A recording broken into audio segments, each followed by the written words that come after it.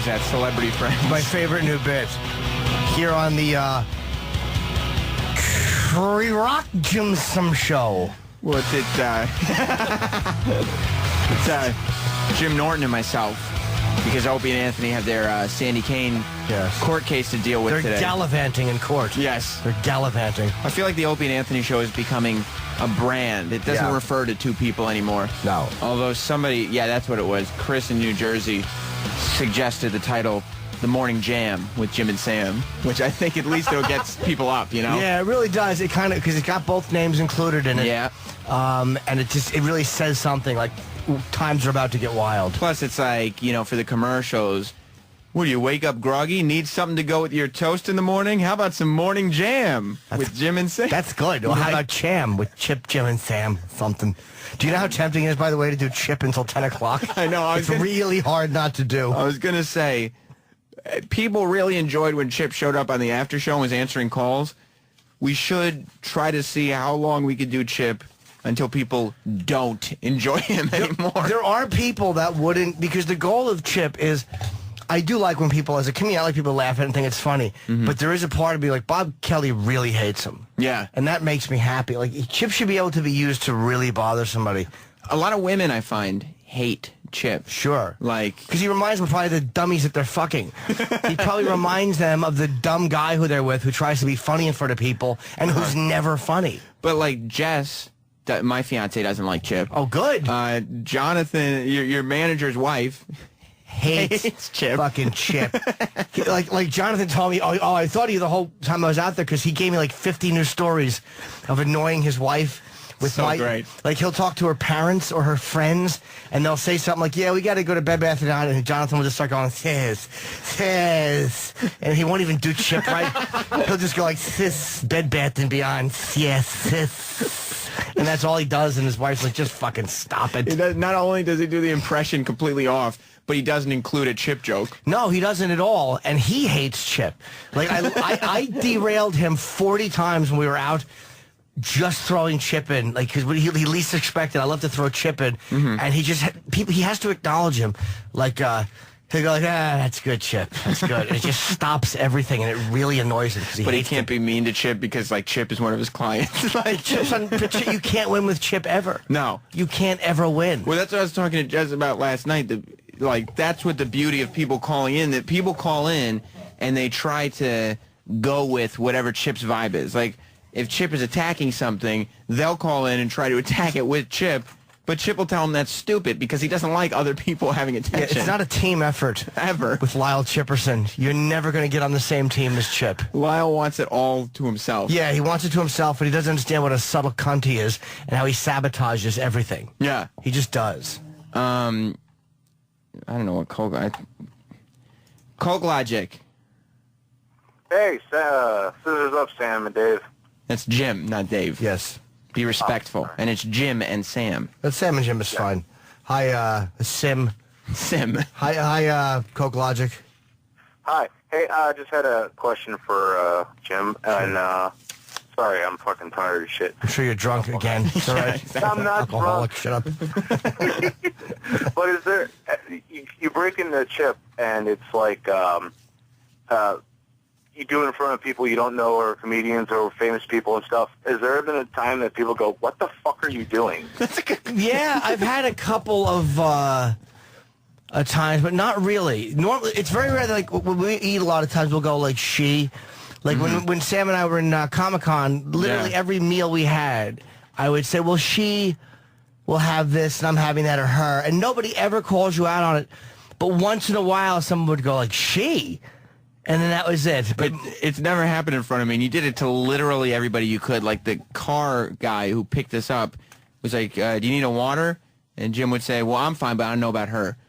And he would just do it to everyone. And everybody goes, oh, okay. Nobody calls you out on a Chip. I've been called out on a couple of times, but it's extremely rare. Somebody look like, what are you talking about? Because they think that you're kind of a retard or there's something wrong with you. Which Chip is not a retard. He's just very aggressive and angry. But he's not retarded. He's just got personality flaws. Yeah, he's just an aggressive, personality flawed person. You're right. I said personality twice. Although, doesn't he have Asperger's or something. Yeah, oh, and he has a bit of autism. Yeah. Like we learned that the other day, the Chip just hits the bell and he likes the sound of the dinging. Yeah. A bit of Asperger's. How do you feel about other people doing the Chip impression? I love it. Anthony hates it. Like, whenever Chip shows up on Twitter, fucking Ant hates. I go fucking nuts when I see sis. I literally, Chip tweets make me laugh out loud. Because they can't lose. If they're terrible, they're perfect for Chip. If they're funny, they're perfect for Chip. That really is the easiest way.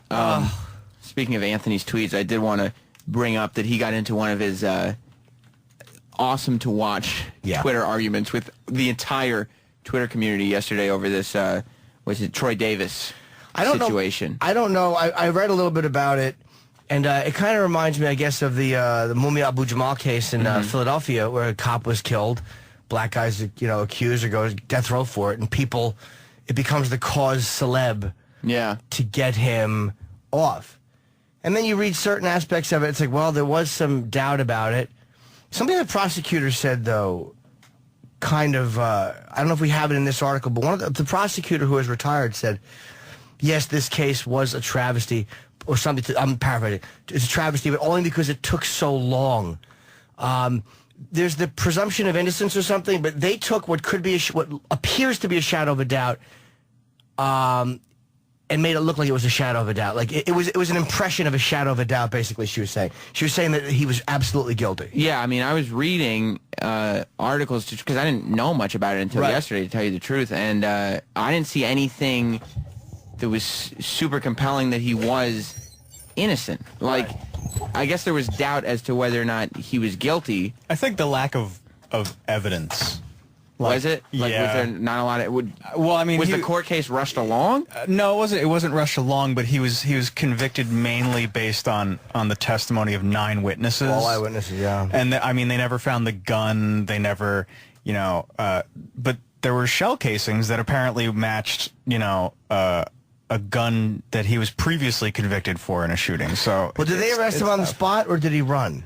No, he ran, and he turned himself in after the man who he says shot the cop went to the cops and said, no, Troy Davis did it. But who said it first? The other guy. I don't. So the other guy might have been out with Troy Davis. Yeah. They were together. Okay, so Troy Davis might have shot this guy, and the other guy... and then the other guy went to jail, and I'm not going to fucking because he realized, murder. Holy shit, what just happened? This guy just killed somebody, and then. But I guess But over the years, like 7 of the 9 witnesses recanted their testimony. Yeah, eyewitness testimony is rough. And said that they were, they were coerced, and.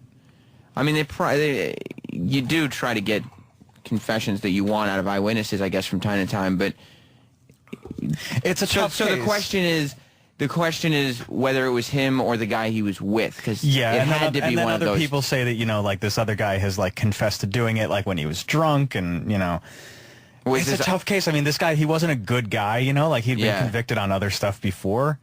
It's rough with the death penalty, because it'd be one thing if, like, okay, we'll leave him in jail for a while and just try, eventually something will happen, but when you got to kill a guy... Yeah, I don't know. You got to really make sure. Yeah, because they say it's like the argument is, well, if you know 100% that he did it, it's okay to kill him. But the court system has it built in where they feel they know something 100%, but then they can refuse new evidence. Like the Supreme Court did a weird thing with this one where they actually gave him a chance to prove his innocence, which normally you don't have to prove your innocence. They have to prove, and it was a higher. I guess preponderance of evidence than... well, it's tough to prove your innocence. It's a lot tougher to prove your innocence than to prove somebody's guilty. Well, they wanted more evidence to prove he was innocent, but the Supreme Court normally doesn't do that. Yeah. And I think he couldn't. Or they didn't feel it was strong enough, so they sided with the prosecution. But this wasn't like the West Memphis 3 thing, like everybody said they didn't do it. This wasn't that cut and dry. Yeah. It was or wasn't? No. It was wasn't not that cut and dry. But it makes me hard. It's hard for me to be on the side of the death penalty. I mean, of course, a cop killer I think deserves to be put to death. Yeah. But I don't trust that we're 100% right. Well, yeah, because so many mistakes have been made. There's so many times that it's been proven that this guy really didn't do it. Oh, he's been in jail for 25 years and now he's being released. DNA gets a lot. Yeah. And the fucking fact that fuck prosecutors on some cases. Like when you look at that guy Nifong or whatever his name was in the the 3 Duke guys, who was the prosecutor who was fucking being a total twat and was disbarred for his behavior. They're dirty too sometimes. They don't want to admit they made a mistake. They don't want to admit they prosecuted the wrong guy. Well, that's why the West Memphis 3 had to put in an Alfred plea, because the prosecution doesn't want to admit that they were wrong. The fucking prosecution, why wouldn't you order DNA evidence if you put a guy in jail you shouldn't have? Yeah. Fucking terrible. Like, be a person, be a human being. Like, you have to admit, yeah, I made a mistake here. Like, it wasn't just one person who did it. It was a whole, obviously everybody has to come together to put somebody in jail. One person can't put a guy in jail. So it's not like one person has to stand up and say, sorry, I blew it. It's like we all come together and say, yeah, look, we might have rushed to this. The fact that they don't, the prosecutors or whatever should be the ones looking for DNA evidence. Thank you, Kenny. And trying to get guys free if they put them in jail. They don't care. They got really the don't. win. Yeah, that's what it is. It's like they want to make sure that they have a good record, that they have enough wins. So it's like whatever person you put in front of them, their job is to put them in jail, not to figure out whether they're do the right thing. Their job is to get the death penalty for them. Wow, welcome to the Liberals Radio Hour. We really sound like flamers. Yeah, Ant's probably going crazy somewhere like, guy was a piece of shit. Yeah, fuck him. Well, that's what he was doing on Twitter last night. Well, like, no one's. I mean, we're all sitting here, but no one's complaining about the white supremacist who was killed yesterday. I think we know he was guilty. Sure, exactly. I mean, I'm not against the death penalty when when it's been proven that you dragged a black man for miles. That's what I love about Ant, though. Like, we're all sitting here saying, well, I guess it could have been. Ant was never so sure of anyone's guilt in his life yesterday. He knew that man killed that cop and needed to die today. Yeah, I'm up in the air. I just think that poor people, I don't even think it's racial. I think it's just poor people have a much higher shot at getting it because they can't afford the defenses. Yeah. And I don't trust it. I mean, but is this other guy saying anything that was with him, or what happened to the other guy? Is he in jail? I imagine now he's not going to confess. Yeah, I know. I imagine he's going to keep that under his hat if he did do it. Just kill them both. I mean, that way. I don't like fucking eyewitness stuff only being enough to get a guy put to death, though. Yeah. Because eyewitnesses are fucking idiots. And they never found the gun? No. But then again, 9 people saying they saw you do something. That's a lot of eyewitnesses. Yeah, were they changing their opinions because they started to feel guilty? Like, oh no, the weight of what I said is having this guy killed? That probably has a lot to do with it. Like people going back and say, well, it could have been someone else. I mean, was I coerced? When in actuality, the cops are probably more forcing them to remember. Like, no, think about it. Was it? And finally they'll say yes. And then, yeah, maybe they do feel guilty. Yeah, it's a tough one because I don't think anybody's disputing the fact that he was there and that he was part of this gang that was, like... Ooh. Well, gang of ruffians. Yeah. The Lords. So like I said before... Like, he's not a guy that we're fighting for his freedom. No, I don't think anybody's fighting for his freedom. People are fighting for, a new trial. Yeah. Although, I mean, I don't know if you want a new trial and give him the opportunity to figure out a mistrial and a way to get out of jail, because he shouldn't be out of jail by any stretch of the imagination. Well, they could have commuted a sentence. But he was there. He was an accessory, at least. He had a lot of high-profile people supporting him, though. Doesn't mean anything. Who did he have? He had Jimmy Carter. Puff Daddy. Fuck. Well, if Diddy was supporting him, then obviously. Pope Benedict the 16th. They're always against the death penalty. The Pope's always against it. Yeah, they will. Anytime there's a tiny bit of doubt, like we could say that this is a bad thing, they'll support anyone. And even if they think you're guilty, they would still say that they shouldn't put you to death. Big Boy from Outkast. Look, I think that maybe while Jim said that his opinion wasn't racially motivated, Diddy and Big Boy might have been somewhat racially motivated in this cause. Did they say that or no? They didn't say that. This is just my opinion. Yeah, you're probably right. But Big Boy from Outkast hasn't been known to be the most politically outspoken person in the past. They see a black guy being put to death and they want to stand up and... Yeah, and there's an ounce of doubt. They're going to be the guys to say, whoa, Doesn't mean anything. Who cares? Yeah. That sounds kind of shitty, but... He wasn't a good guy. Yeah, I mean, he was, like we said, he was at least an accessory to murder, if not a murderer. You didn't, wasn't he fucking pistol whipping a guy for a beer? Some homeless guy for a beer? That's Jesus. how it started. So he did, but he definitely did that. Well, the story goes that the man was pistol whipping this homeless man because they got into a fight about a beer.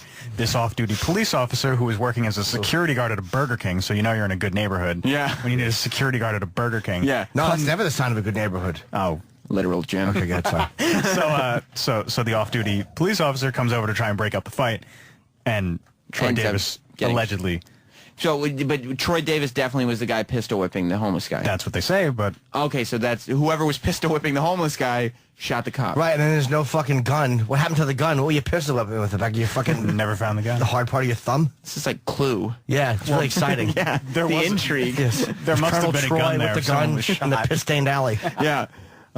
Brian wants to say something. I don't know where he's from. Brian, you're on the Opie and Anthony show, as it were. Yes. Hey, you guys got to get your facts straight. There were 23 state witnesses that presented evidence that they saw him shoot the guy. The 7 people that recanted of the 9 were all friends of Troy Davis. You guys got your fucking facts Okay. from Amnesty International. No, he didn't. No, I got my facts from Yahoo News. I got my facts I'm not getting shit from Amnesty International. I got my facts from Lib Travis over here. But we're actually saying... We're Air Force. We're saying that we don't know. Yeah. dude. Get away from them. There were well, why? How come every article says there were 9 witnesses? Yeah, I've I don't heard understand. 9. Where's 23? Agenda with the media. This guy was, to Jimmy's point, No, he's it's the been caused media's to agenda. left for All right, but media's- dude, hold on. You're saying 23 witnesses. Maybe you're right, but don't act like we don't have our facts when everywhere is saying 9. Where is saying 23? If you're right, I'll say you're right. I just don't know where it is. Yeah. Look, pull up Ann Coulter's article last night, who's a lawyer. All right, who look, Okay. Brian, I mean, if you're going to say that Travis is biased for looking at Amnesty International, don't you think Ann Coulter might have a slight Yeah, bias she one leans way? a little right. We're looking at 2 ends of the spectrum here, Brian. You're arguing a point, but she's a fucking lawyer that can review cases, and she did. She went through all 187 pages of it. She has a slight agenda. Yeah, she probably did though, and she is a lawyer. Yeah, I mean, she's not a 23 dumb woman. state witnesses that presented it. 7 of those people were his friends that recanted post-case. Okay. All right. Can't argue that fact. That's There were a fact, total of that's a 23 fact. witnesses to one or both of the shootings, What do you mean? What? To one or both? of his shootings. Oh, wait, the wait. one that he was previously convicted okay, the for. one he was previously Yeah. convicted of. So on this So case, you get your facts straight. there was only 9 on this case. Yeah. So, and the other ones are not up to that. So there's what, 14 for Probably 14 for the other case. one. So obviously he was a piece of shit. Yeah, I mean, But- it's not up for debate whether or not he was a shitty guy and whether or not he should not be in society. So Brian, what's your comment on that? He hung up. Why would he hang up? I don't know. I guess he thought we were done. Brian, we'll call back because Travis just raised the point that you didn't have your fact. There's nothing worse than somebody going, get your facts straight when they don't have their facts right. Get your facts straight. Hang up before they realize. Yeah. I have no idea what I'm talking about. Joe in Buffalo, you're on O&A. Hey guys. Hi, Joseph. Hey, listen. Stupid window. There was physical evidence. The bullet that they pulled out of the cop matched the bullet that Troy Davis had used in a gun in a previous crime that he was convicted of. Okay. So they know it was his gun that shot the cop. And the witnesses that changed their testimony, they didn't say that he didn't shoot the cop. They just softened their testimony. Well, we're not sure. Yeah, that's what. There may be a lot of that guilt you were talking about. What happened? Why was he on the street if he was convicted of another fucking murder? I don't think it was necessarily a murder. It was just a shooting. Oh, okay. It was a robbery. Oh, okay. See, that's, what's Okay. that's what I keep saying. It's tough because this guy obviously wasn't a good guy. All right, so fuck him. You know? Yeah, it seems Just like, because you didn't find the gun, you still the Yeah. casings matched. Yeah. So if he didn't do it, his friend took his gun and did Yeah, it. it's, He you know. probably shot the cop. Don't you wish it was Troy Kwan we were talking about? It's a Quanspiracy. I just have questions about this shooting. That's all I'm saying. I just have questions. The callers call up, and instead of like we're saying, yeah, maybe you're right. Look, I don't have the answers. Yeah. Just the questions. You know, I just don't have time to investigate it. Oh, I don't. I would love to see. Although we would ask Troy for his opinion. I haven't done the research. I don't know. I'm just saying that we might not know what happened. We probably don't know what happened that night. You know where the murder weapon is? Where? Harp. Harp. Mark in New York. Hello? Hi, What's up, Mark. Mark? It's wrong, but that's all right. Okay. You guys were talking about when this guy was pistol whipping him, that they never discovered the gun. You know, back in the 90s, early 90s, when we had the crack epidemic in New York, you know, we always had a saying that the gun never hit the floor, because you could be chasing a guy, he throws the gun, you chase him half a block, you come back, that gun is gone, it's in the wind. So just because they don't have the gun, that doesn't mean he didn't have it that time. No, that's true. We just think that, it's easier if they had it, but Yeah, I don't think that makes him innocent. I'm starting to think he was probably guilty. Probably, yeah. He probably did it. I mean, I don't know. And I don't know if it's like, it's important not to kill people, I guess, but No, I don't it's know. very important. I don't know, but but I don't know if you want to like use all this energy and rally behind a guy that was a bum of a guy anyway. He was a bum. It's hard. It's like the death penalty. Again, I feel poor people get it more, so that's why I've but I don't think it's cruel and unusual. Like fucking Amnesty International, all these groups, they say it's cruel and unusual punishment, which is against the Constitution. But I don't think it is. I just think that poor people get it more, so we shouldn't have it. Yeah, I mean, I think that's definitely accurate because they can't afford attorneys. But I think probably protesting this guy's death penalty might have been a slight waste of time. However, in a perfect system, It probably was. where there was, like, say, the video, it was the thing if you had video of somebody doing something. Yeah. In a perfect system, I'd be all for it. Yeah. I'd be all for dismembering people while they were alive. Yeah, Certain I mean, crimes. torture even. Yeah. I mean, if you had like concrete evidence, like there's no way we can come back later and say that was somebody else. But Yeah, you're listening to Legal Eagles here in the morning. well, look, it's a big court day for us. It Opie sure and Anthony is. have their case. Troy Davis, he's dead, but he had his day in court. He had his day. He lost. Didn't go so good for him. He had like 15 days in court, didn't he? Yeah, Yeah, he had a lot. Supreme Court did something for him they haven't done in 50 years, but which was consider a new trial. Way to stop the chat. Boring fact. Who cares? well, they considered they considered it, but then they didn't give it to him. Yeah, I guess that they heard evidence and they found that the prosecution was right. Yeah, I missed this whole thing too because right before I went to bed, he had like some delayed execution thing. So Yeah. when I sent out the email that goes to all these guys, it was that he's alive and they're going to delay everything, and then I wake up and he's fried, or not fried rather, but he's dead, and I'm just like, oh well, now I look retarded. I got the news prep email, and it was like, oh, looks like they're they're not gonna execute him. And then I woke up dead. He's dead. He's not alive. Well, Obama couldn't have stopped it anyway. They were trying to get Obama to intercede, but he wouldn't because it's a state issue. Yeah. And he couldn't have stopped it anyway. The Supreme Court thought didn't want to give him another trial because they were like, all right, he's guilty. Like, we tried him. Or maybe they felt that the trial, I don't even know if it was about guilt or innocence. I think that they may have felt that the trial went through properly. Yeah. Travis, you don't like that he got killed, though? I don't really have that big of a problem with it. But, like Jim said, like, I don't have a problem with the death penalty if it's 100% like, this guy is Yeah, guilty. like if there's no denying it. Like so guilty. Right. Yes. Well, Travis was a big West Memphis 3 defender for as long as I can remember. I still am. Because he killed the kids. Exactly. There's no way that they did that. Yay.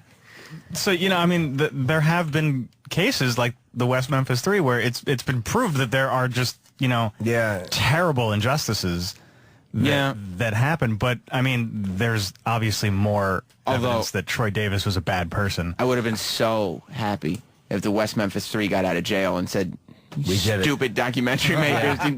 Oh, Eddie Vedder, yeah, we got you, stupid. We did it. We killed those kids. Like, I don't know why Mumia is a big in Philly. Cumia, it's with a C. I've looked at the Mumia Abu Jamal case, but I've never read it in depth. But I don't know why people are so... I think he did get kind of a shitty trial. There's a couple things that I read I didn't like, but I still think he did it. It's really... I mean, I guess they killed somebody, so there's nothing more scummy than that. But it's the worst when somebody does a crime and realizes that, well, there might be a loophole somewhere, so I can just trick everybody into thinking that I was, that there was injustice against me. Yeah, it's I don't know. It's just I saw a documentary recently on fucking on DNA evidence, and there's so many people that have gotten out of prison on DNA. Yeah, that's scary. And what bothers me is that the state is wasting all this money when what they should be doing is if you're in jail and there was any doubt for a rapist or a murderer or a pedophile and DNA can help you, any prosecutor that fights DNA evidence, and I know some fucking dickhead convicts will use it just to drag things out and delay it, but any prosecutor that fights DNA evidence in a case like this should just be fucking thrown off the prosecution force, whatever it is.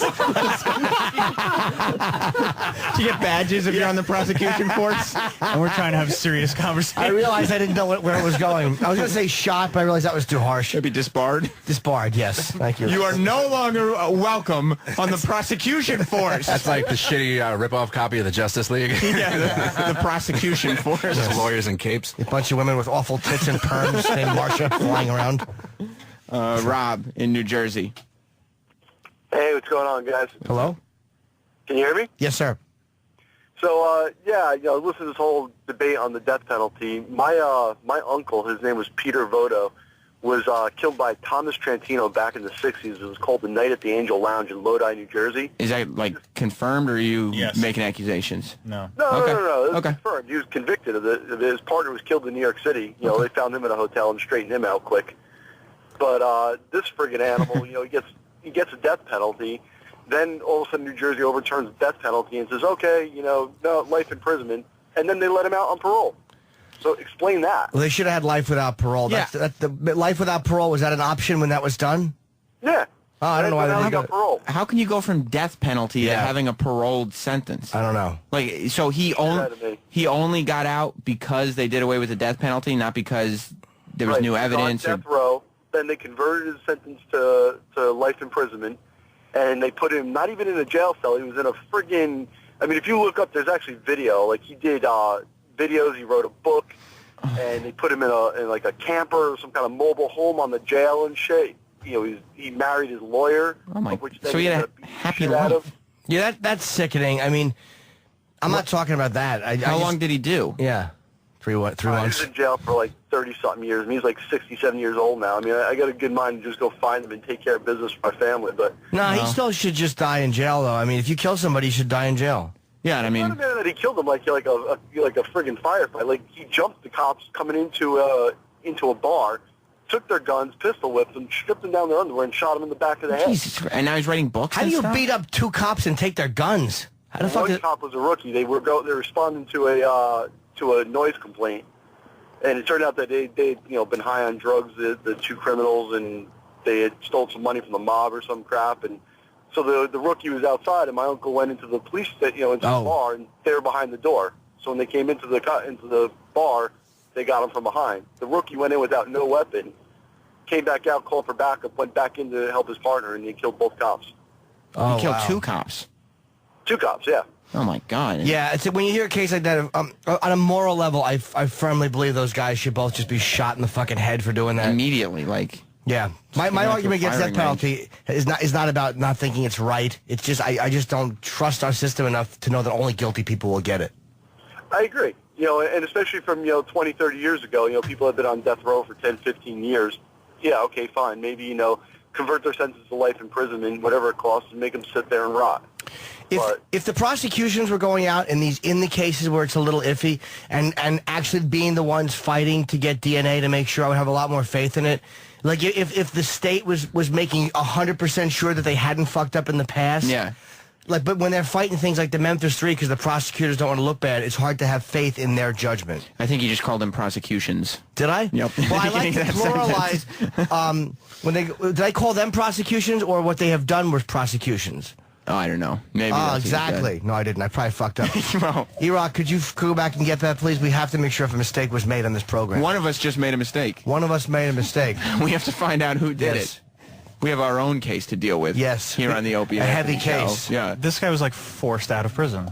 I'm reading about this Yeah. guy that he just called in. A 3-member panel of the New Jersey Superior Court ordered the Department of Corrections in June 2000 to release Trantino within 30 days and to immediately transfer him to a halfway house on the basis of their finding that the parole board's decisions in the case were unreasonable. So Unreasonable. He killed What? 2 cops. Yeah. It was unreasonable. And they had a weapon, a conviction, confession, everything. And it was unreasonable to keep him in jail. in its ruling, the court stated that he had satisfied the terms of release and did not pose a danger to commit any further crimes once paroled. Now look up what he did 5 years, like 3-4 years ago when he beat the shit out of his girlfriend. Oh, Jesus Christ. Well, he was better though. I thought he's all fixed. Yeah, no, that can't be true because That's he was rehabilitated. Yeah, he That's was legal rehabilitated. nonsense. I guarantee that's just legality because Yeah. the terms of life in prison were probably X amount of years to life, and he probably had offended in jail, so they probably had to let him go. Not saying it's right. Well, he was. She got life without parole. His sentence was commuted to a single life sentence. He was eligible for parole in '77 after serving 15 years in jail. When did he get out? 2002. After 2000. 30 years. Wow, okay. Yeah. All right. Somewhere in there. All Yeah, right, thanks, man. 2002. Yeah, Thanks a wow. lot. This is Yeah, you guy's a piece of shit. Yeah. Do you want to And he see? didn't go quietly away. Then he got arrested again for beating the crap out of his girlfriend. Or I don't know what the hell happened. I thought he was rehabilitated. Yeah, I think he's fine. Well, anytime, let's be honest here. Anytime someone beats their girlfriend, it's wrong. But I always want to know what she was saying first. Right, like what did she do to Let's cause not this? jump to conclusions. Thanks, Rob. Was she's talking during the game? Yeah. All right. You want to see who made the mistake? Eric's got the clip. Of course he does.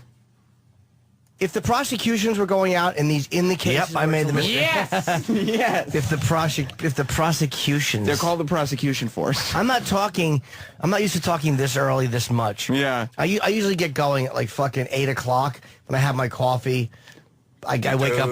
Yeah. Boom. You know what? Boom. You got your eggs, your coffee, your mind goes, boom, dude. Open and talk. You just relax. Boom. Rocco. Fucking idiots on Metafest. Farting up a storm.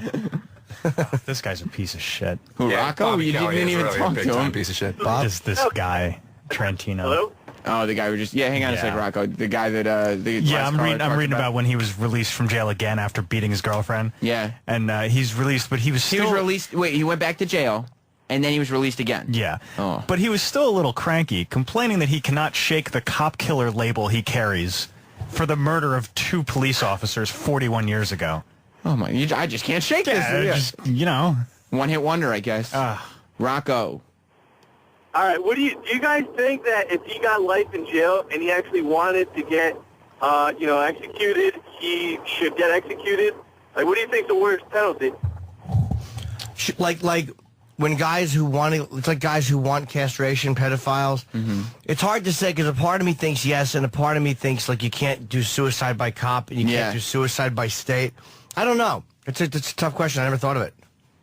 Yeah, I mean, I guess you have, because you can't go case by case every single time. You have to. I mean, I would think there might Some be people one. would rather just be killed. Yeah, but I think you have to just deal with that to kill the people who need to be killed. And lawyer men's might not allow that to happen. Yeah. And lawyer men's and prison peoples might fight that. I don't know. There's an Indian, Andrew the Indian, who wants to tell us about the old Indian way of handling. And by the way, they won't let you hang yourself, and they take your shoelaces.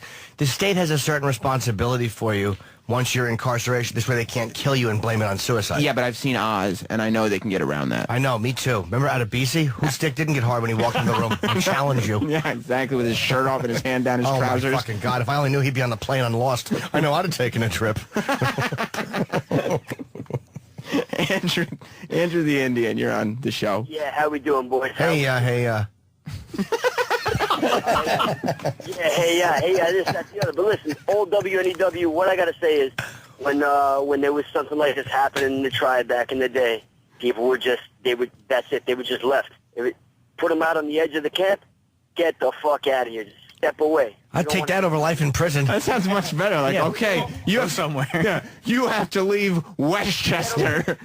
You got to leave. You got to leave anything. You know what you're used to. You're out. You're finished. End of story. I don't want to see you anymore. We don't want to see you anymore. You're away from everybody that held you dear. Tough break. We thought it was going to be a harsh, like, fucking apocalypto type treatment. It's just go away now. Don't come back, you. We're way better at punishing people. Jimmy, check it out. When there was a divorce, if the wife wanted to move her old man out, she just put his moccasins outside the teepee. No jokes. But if he wanted to get rid of her, he could cut her nose off, cut the tip of her nose off. End of story. Bitch, get the fuck out of here. Yeah, but then how would she smell things? I don't know. I love the enthusiasm of Andrew, who's telling these like stories that like he's giving an example of the death penalty that's much easier than ours, but he's telling it in a way to make it sound like it's this mega thing. Like, they made him leave. They couldn't come back. He's saying with enthusiasm and muster. On the Patrice tip, why? My question is, why are the cops always right? Why is the state always right? They're not. Maybe Mumia wasn't wrong. Maybe, who knows, man. We're all fucked up. But anyway, Patrice, I love you. Jimmy, I love you. Patrice is not here, sir. Yes, he is. That's me. I'm Patrice O'Neill. I know he's not there, but still, I love him. Oh, okay. I love Patrice as well, but I love him more when he's here, not when he's a fucking mist in the air and a memory. You don't love him enough to just randomly say, you know who I love? Yeah, I like to thank him in the middle of real conversations I'm having about other things That was a funny example, though. Like, their death penalty sucks, the Indians, but they have a horrible way of dealing with, like, any type of domestic dispute. Like, you know, if you kill people, they just go, now, don't look at this anymore. Yeah. But if you fucking talk while the game is on, your husband can cut your clit off and soccer kick it.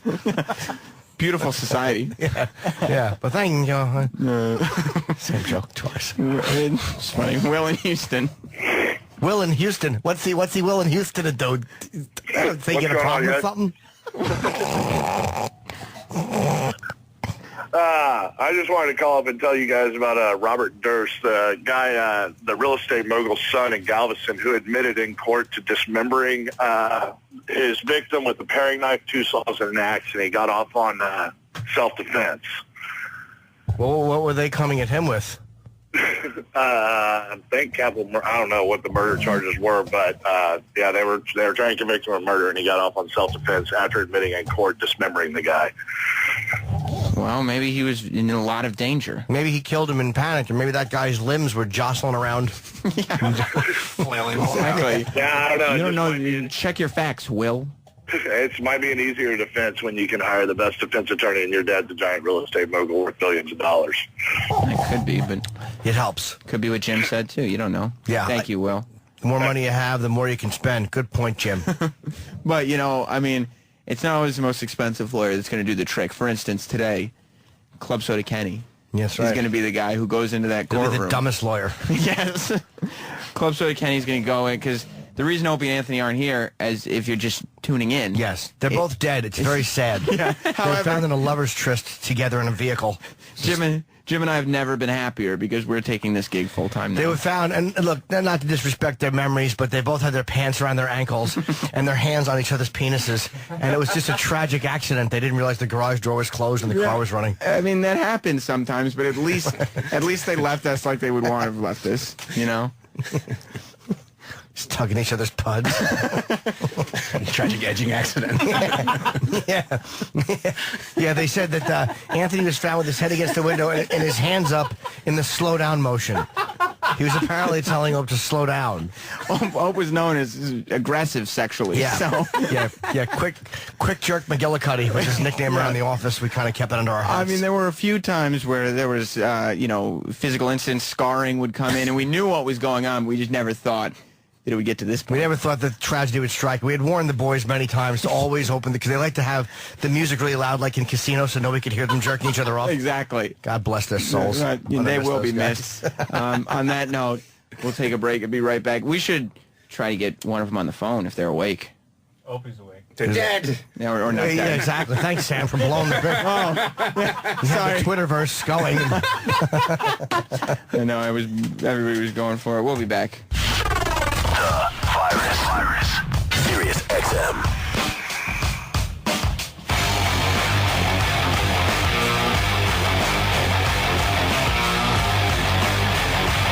The Opie and Anthony show, kind of. Sans Opie and Anthony. Yeah, Opie and Anthony are taking care of the biggest legal battle in the history of New York State, possibly the country. Yeah. The Opie and Anthony show versus Sandy Kane. She's suing Opie and Anthony for a guitar being smashed and a hat being taken in small claims court. If nothing else, it's hilarious, but they'll be back tomorrow.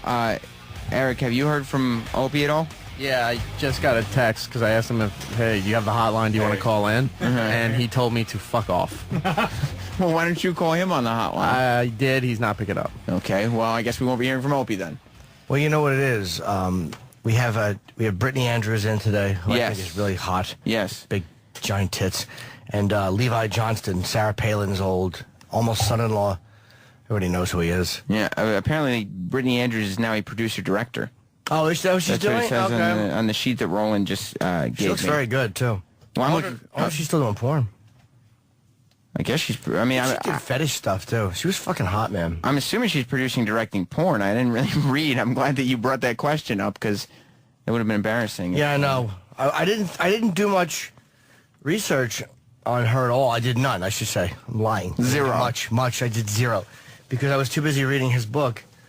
And, well, she'll probably be more of a go with the flow, let's just comment on what's in front of us interview than what's his name? I'm trying to get a Levi couple of Johnston. questions. I want to practice my Levi interview. All right, who do you want to be Levi? Whoever Danny can be Levi. Okay, that'd be great. I mean, Danny, do you want to take the role of? I'll try. I'll do my best. Are you going to do Playgirl?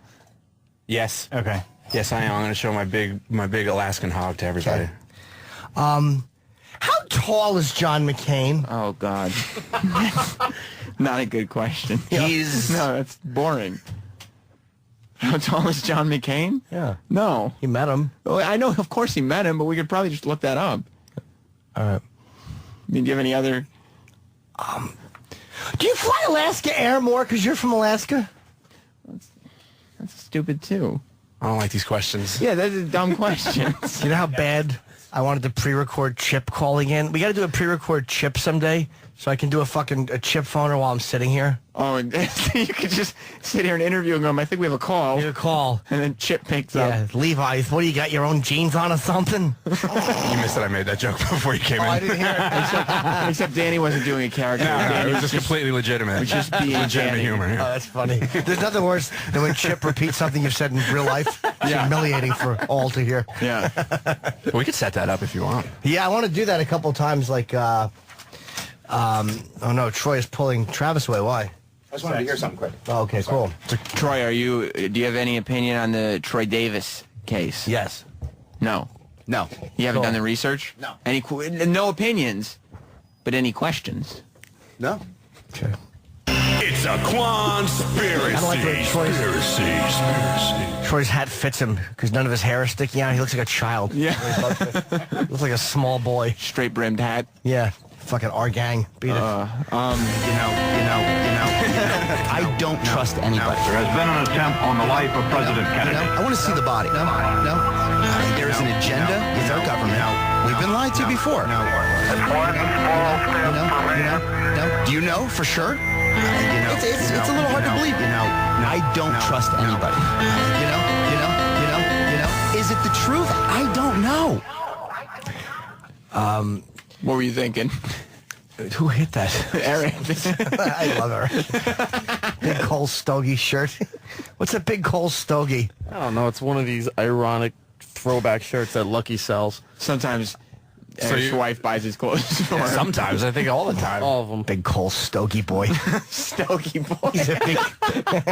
He's a big Cole Stogie Eric, boy. why would you wear a T-shirt with a word that rhymes with hoagie on the front of it? And it has an adjective that describes big. Yeah. It's big and stogie. And big Coles. Big old stogie. It was yellow. I didn't read it. I just threw it on. That's an excuse not to put it on. Yeah, it's yellow. I need. So where's a yellow shirt? To throw clam chowder on you. I want to. No, I was just gonna ask if you heard what Florence Henderson said. That she had. Yeah, I did hear that. I didn't hear her say it. Well, she put out a book, I guess, and she was in doing interviews yesterday afternoon at like 2:30 or something. But for some reason, at her age, she can't just kind of fade off into obscurity and be a TV legend. She wants everybody to know everything. And Florence Henderson said that when she was younger, she had a case of crabs. That she got it from some politician. I think one that of was them- somebody running for mayor. I Well, we think. know who she didn't get it from. Yeah, exactly. Yeah, but I mean, what would possess you at this point in your life to be like, you know what? I need to tell the world that I one time had a case of To crabs. sell books because there's nothing else to talk about. You always got to reveal something Yeah. to get people to talk about your book. We're all talking about Florence Henderson. There's got to be one quote. I got to buy this book, and then you buy the book and realize the only interesting thing in the entire book, is that one time she had crabs. You realize how boring chapters are. Like, California, here I come, with an exclamation point. It's about her shitty trip to California. Isn't it called Brady Secrets or something?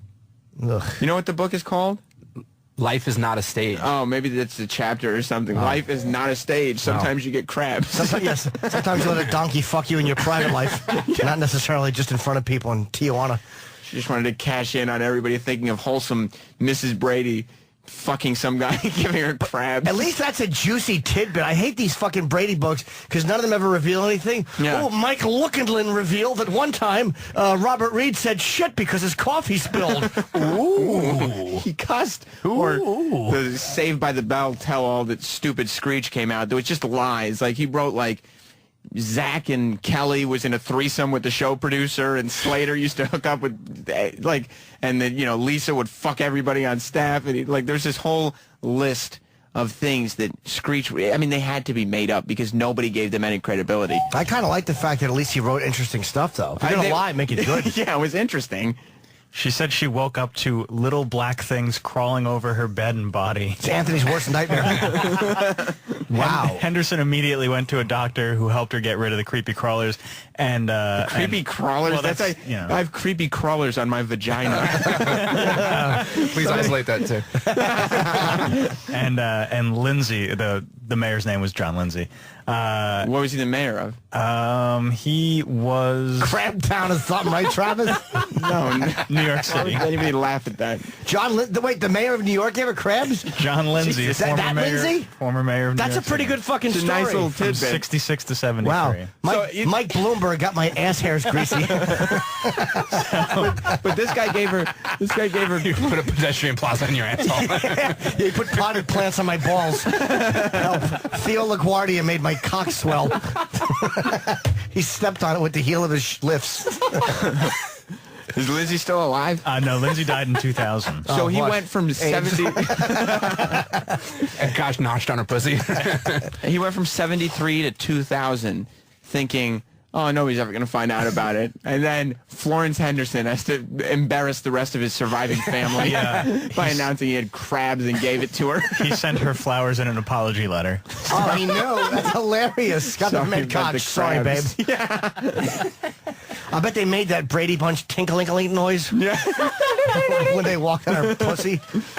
Have you never had crabs, have you? I've had it 3 times. You have? Oh. Yes, of course. Because Ron Jeremy always said that's the only STD that he ever got. Yeah. Is crabs. Because I remember you saying that as much as you have had sex with hookers with no condoms, Yeah. crabs is the only thing you've gotten. Crabs I got 3 times, twice from the same girl in a week. This black girl I fucked when I was 19. But to get crabs twice in a week, that means you have to be cured and then get them again. Yeah, she wasn't really, I knew I had them. I felt them the next day. Like I felt something and I looked down. And it's really a violating feeling when there's insects on your pubes. Because I have awful straight pubes like a Chinese man's hair. Yeah. My pubes are an abomination. And, So and you can see them. of course you can. They're black. The And you crabs. pull it off and the little legs were going. Wrong one. Those little tinkle toes. No.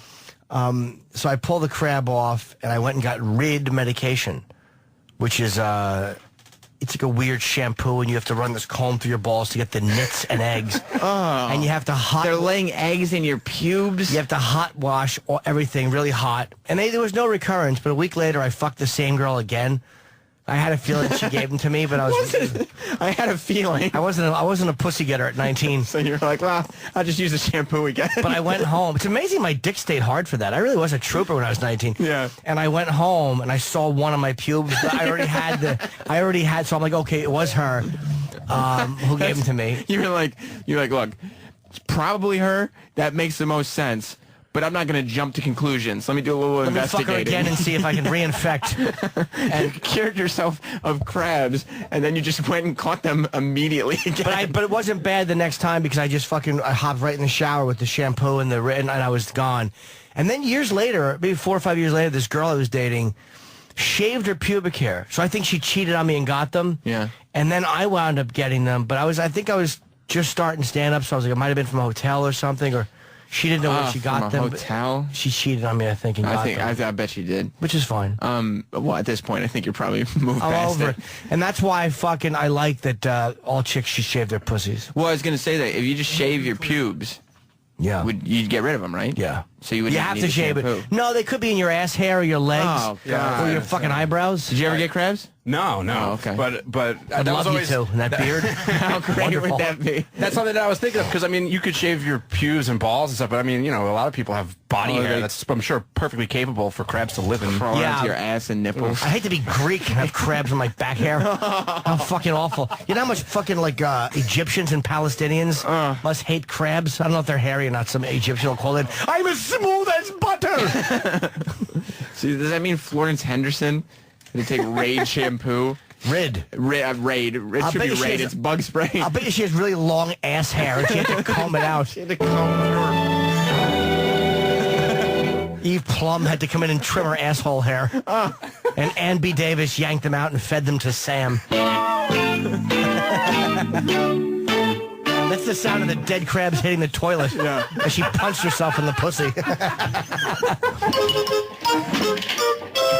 Yeah, that's them marching off her clit into the toilet. And their dad had to sit the kids down and explain to them, your mom has crabs. Yes. Well, you remember that free trip to New York we all took? Well, that didn't come without a price. Yeah, luckily, I don't mind if your mom cheats on me. Exactly, because he fucked me in the ass, too. Yeah. So your mom has crabs in her vagina. Mine are in my asshole. Yes, and mine are in my poofy perm. Yeah. That's my hair that was amazing in Roots. Do they crawl up your whole body? I imagine if enough time goes by... Like if you don't wash? You can get them everywhere. But you'd notice, I guess, right away. But if you just kind of pretended they weren't there and you just showered regularly... No way. You wouldn't get rid of them. No, because they burrow into your balls. Like, but you can pull them out. Like, they're not... Like little ticks They're or not something? like ticks. No, I think they come out... I remember pulling one out, and I'll never forget the legs going and pulling one off my pubes. Ugh. And it was fucking violating, man. Yeah, because you have little bugs just crawling on you. They must feel like they're inside you. But they're not, to me, they're not nearly as bad as, like, bed bugs would be. Because crabs are get-rid-ofable. Like, what you got to do is throw out your fucking sheets, or, like, they're not going to infect your whole house like fleas or nits. But they're just gross. I feel, even when you put new sheets on your bed, don't you just feel like they're there still? I don't remember. I think I just really hot washing my sheets were okay. Bed bugs would freak me out a lot more. What about lice? Never had them. But again, kids would get them in school. Yeah. But my sister had lice when she was a kid because she had hair that was long enough to, like, sit on. Ugh. So she had really long hair, and she ended up getting lice when she was, like, in second grade or first grade or whatever. And the whole house was just covered in plastic. She ended up cutting all of her hair off. Yeah, fucking lice are awful. You just don't want them. But crabs are worse. No, I think lice are worse because lice are... I think, don't lice jump? Yes, lice jump. Crabs don't. Crabs just grab onto your balls and drink. Crabs are like actually good chicks. Somebody said, are crabs just lice that live in your pubes? Like, do lice travel off your head? I guess. I mean, I don't think it's a hobby. Like, go down to it. Yeah, they'll pack and leave your cock to go somewhere for a weekend. Going up north for the vacation. Yes, we're vacationing in Bob's asshole. Oh, I just pictured crabs in Danny's beard. I Just can't stop crawling thinking up about his chest and up his neck hair and into his beard. And it just keeps itching while he's trying to talk. He's doing show prep in the office without realizing there's little bugs falling out of his beard. They're fucking getting stuck in the phone as he talks. If he had crabs in here, if anybody had crabs in here, and they fell out of his beard, like onto his keyboard, would we be in danger of crabs for sharing an office? Nah, I don't think so. You'd see them. You can get them from a toilet, though, I think. I've heard that, yeah. Where do they live off of, though? I mean, if there's someone before you, use it right before you. I imagine the porcelain is hard for the little guys to hold on to because they're like skin and hair. Do they hurt when they bite? No. They just tickle because their little feet are going like on your balls. You feel it? Of course. Oh. That's how I knew I had them. You itch.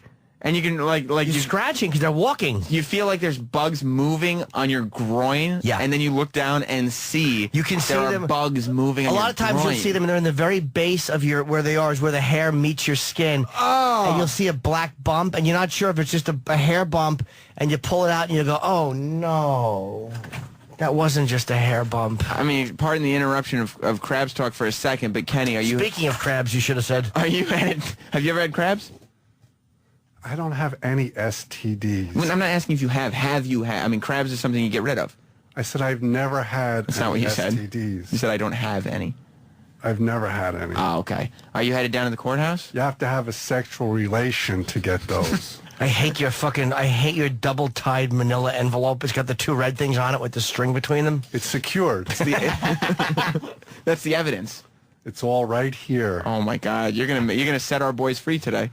Yes, I am leaving now. I hope he gets them fucking like 8 years in real prison. Yeah, it's just... If that's illegal to shoot a hat. To shoot a hat that has been defecated in some old law, like the Western days. He's just going to get everybody in contempt of court. No, what do you think? I'm going to be like Al Pacino in that movie? What movie? I don't know. What movie was that? I'm not helping you. So are you headed down there? Yes, I'm going to get to talent, and then, the defendants, Uh-huh. and then we're going down there. Where's Ant? We're doing some trial preparation. Why? No, meaning where are you? I know where Opie lives. You're picking Opie up. Are you picking Ant up there, or is he meeting you down there? Kenny has It's not a secret. He won't give information that is not. Oh, I forgot. Okay. Like you could just say, I'm going to go ahead and say this. I hope I'm not incriminating everybody. Ant stayed in the city last night. That's right. What? I know you didn't want the information to be out there. In the same city that he's going to court in? New York. Kenny, how could you let that leak out? New York City, and I'm sorry that I let this out before the trial began. Anthony's in the Big Apple. Oh, great. That's right. Yeah, this Kenny just stares at the microphone. He just shrugged to the microphone pretty much. You could have just said the words, I don't know. That would have helped someone. Yeah, where is he? Audible medium. I'm leaving now. All right, well, Nice. best of luck, and please call with updates. call in, yeah, because Opie told E-Rock to go fuck himself when E-Rock asked if we wanted to get an update. I haven't had the balls to call Ant. Good one. So, yeah, I mean, we would love to hear from you guys. Even if Opie and Anthony don't want to talk, just to hear from you would be a blessing. I'll put status updates on shitty Facebook. Why don't you just call in? I hate the new fucking Facebook. You do. You've gotten more angry as the days It progress. just annoys me. Why don't we get Zuckerberg on the phone? Eric, Sam. can you get me Zuckerberg? I'll see what I can. I could actually get Zuckerberg. You He's been could. on one of my shows, yeah. Zuckerberg did? No, I lied. I just want to see what that would feel like to say. I could actually That a big shot came to see me. Everyone was really excited all of a You sudden. know, it was actually Ted Zuckerberg. It was a different guy. Jim, I'm a big fan of your comedy. I have Facebook, but there's a comma between. They're different sites. Oh. Face, comma, book. How do you visit that URL? Facebook.com. Well, Kenny, Godspeed to you today. I know that Opie and Anthony are going to come out unscathed because Club Soda Kenny, attorney at law, is on the case. Don't misrepresent. Well, you're acting as an attorney. I'm not an esquire. Fair enough. Well, what can we call you then? Well, I do have certain kind of professional licenses, but that is not one of them. All right, well, you're acting as an attorney today. No, I can't act. You're filling the role. They're acting as their own attorneys. So what are you doing with all that evidence in your hand? I'm like a legal aid. Okay. Yes. Well, good luck. You won't need I like it. the other kind as well. You like that? All right. Have fun with the show. Thank you, and I hope we hear from you. Bye. Real quick before we move Sure. fully on from crabs. Yes. A couple of people wanted to share their good. stories. Gordon in South Carolina. Hey, how are you Commissioner? guys? Jimmy, like you, I was 19 when I first got crabs. Unfortunately, however, it was my first time having sex. I actually lost my virginity and got crabs in return. And I was still living at home with my parents, so I didn't have any money. But I found some dog shampoo, flea and tick shampoo, under the sink in the bathroom. And believe it or not, it actually worked, and I got rid of the crabs using dog shampoo. Wow. Well, I mean, let that be a lesson to all of you out there with crabs. Exactly. Oh, I'm sorry. Just get some dog shampoo. Dugan in New Jersey. Good morning, boys. Hello, I have Dugan. some fun crab facts. That there's actually two types. Thank God. I was just thinking that the Jam Show with Jim and Sam, or what, Jam in the Morning, whatever they called this show, didn't have enough crab fun facts. We had stories. Yeah. No fun facts. This should go on a menu in like an Arby's. Yeah. Fun facts about crabs. Yeah. There's pube crabs and there's head lice. Yeah, we know that. I mean, I know they both exist. Yeah, I know those. That's not a fun fact. Head if I lice know and them. pube crabs, yeah. Yeah, but pube crabs stay in your pubes. They don't leave. They don't crawl like other places. That's why you got head lice and pube crabs. But what about in your asshole, like Jim suggested? Yeah, exactly. Well, the nether regions. Okay, so they will crawl in the taint area. Yeah. But what if you're a hairy guy and your hair kind of... I mean, there are guys who have enough hair that it kind of connects... They probably like the warmth of your crotch and asshole. Especially if you wear, like, tighty whities. Yeah, and especially if you're, like, say you're an ethnic, like you're from the Mediterranean. You have nice, warm, hot balls and ass cheeks. Yeah, and just cozy in your briefs. Well, I imagine if your whole body smells like ass, they might like that. Maybe. All right, thanks, boys. Punching out. Goodbye. All right, thanks. Props to Kenny. No, Kenny's not here anymore. I'm not an esquire. Kenny, he has a way of saying things that are both hilarious and completely derailing. Yeah. Like you laugh at what he says, but there's no place to go after what he says. Nowhere. I mean, he does nothing. I wanted to mention something from yesterday, too. Oh, yeah. We were asking why we couldn't get Jonah Hill in studio. And, We don't have an answer. I don't think it was him personally. I think it was probably, I don't think he said fuck Opie and Anthony. I think it's just... No, I mean, I talked to Roland, and he said that it's Roland's understanding that he had a limited amount of time to do some stuff. He did a bunch of TV. He's been a Howard fan forever, and he's never done Howard, so he did Howard. I have no issue with... I don't think guys should be... You guys, like the fans, we appreciate you guys being loyal, but you don't have to attack the guy on Twitter, because it wasn't like he said anything bad about the show or said he didn't want to do the show anymore. I wish he would have come in a few minutes early. Yeah. Like, there's a balance, because I do other shows when I'm on the road, and I wouldn't blow off a show that I had been loyal to do any other show. Yeah. I would try to do both. There's a way to do both. Yeah, I think there is. I mean, don't kill the guy on Twitter is what I'm saying. Because, I mean, yeah, let him have his day in court if we're theming the show. Because he did, like last time he was in here, the first thing he said was, you guys are great. You guys had me on before anybody else would. Like, he remembers the show. So it's like he didn't come in this time. He should have. Yeah. But he didn't. I'm sure he'll come in next time. The hard thing about it's a really weird line we walk, like, because radio has egos like everybody else. But Roland had been, it wasn't like it was a last minute trip. And oh yeah, he just decided to go in and do that and he didn't have time or whatever. Roland said he had been trying to get him and he couldn't. And he was repeatedly told no. Mm-hmm. So it's like, again, I think that was probably somebody on his, I would say, team or one of those people behind the scenes probably just going, no, he's just doing this. But it's like, why would you just have to do that, like, instead of a show that's taking care of you? Yeah, I still wish he would have come in, but I'm saying don't kill a guy. Yeah, he's, plus, I mean, a lot of it probably has to do with he doesn't make his own schedule. But I can't see myself going to Seattle and blowing off B.J. Shea. Yeah. Who's a friend of mine who's taking care of me when I was there for any radio show, or I can't see myself blowing off Toucher and Rich in Boston, or any of the guys that were good to me. Like, I'm sure that he knows we're here in New York. He may not remember that we're in the same building as Howard Stern. He knows. You think so? Yeah, absolutely. People always know. You could forget at times. Yeah, you know what? I've gone to studios and not realized that I was in the same building I was in the last time I was in town. Especially because he hasn't done Howard, so that whole wing of the building was foreign to him. But when you're a fan of Howard and you come into this building and you know he broadcasts right there. You're right. He knows. No one doesn't know where Howard works. You're right. So I kind of wish he would have come in. And also, we've been bitching about a video element to the show.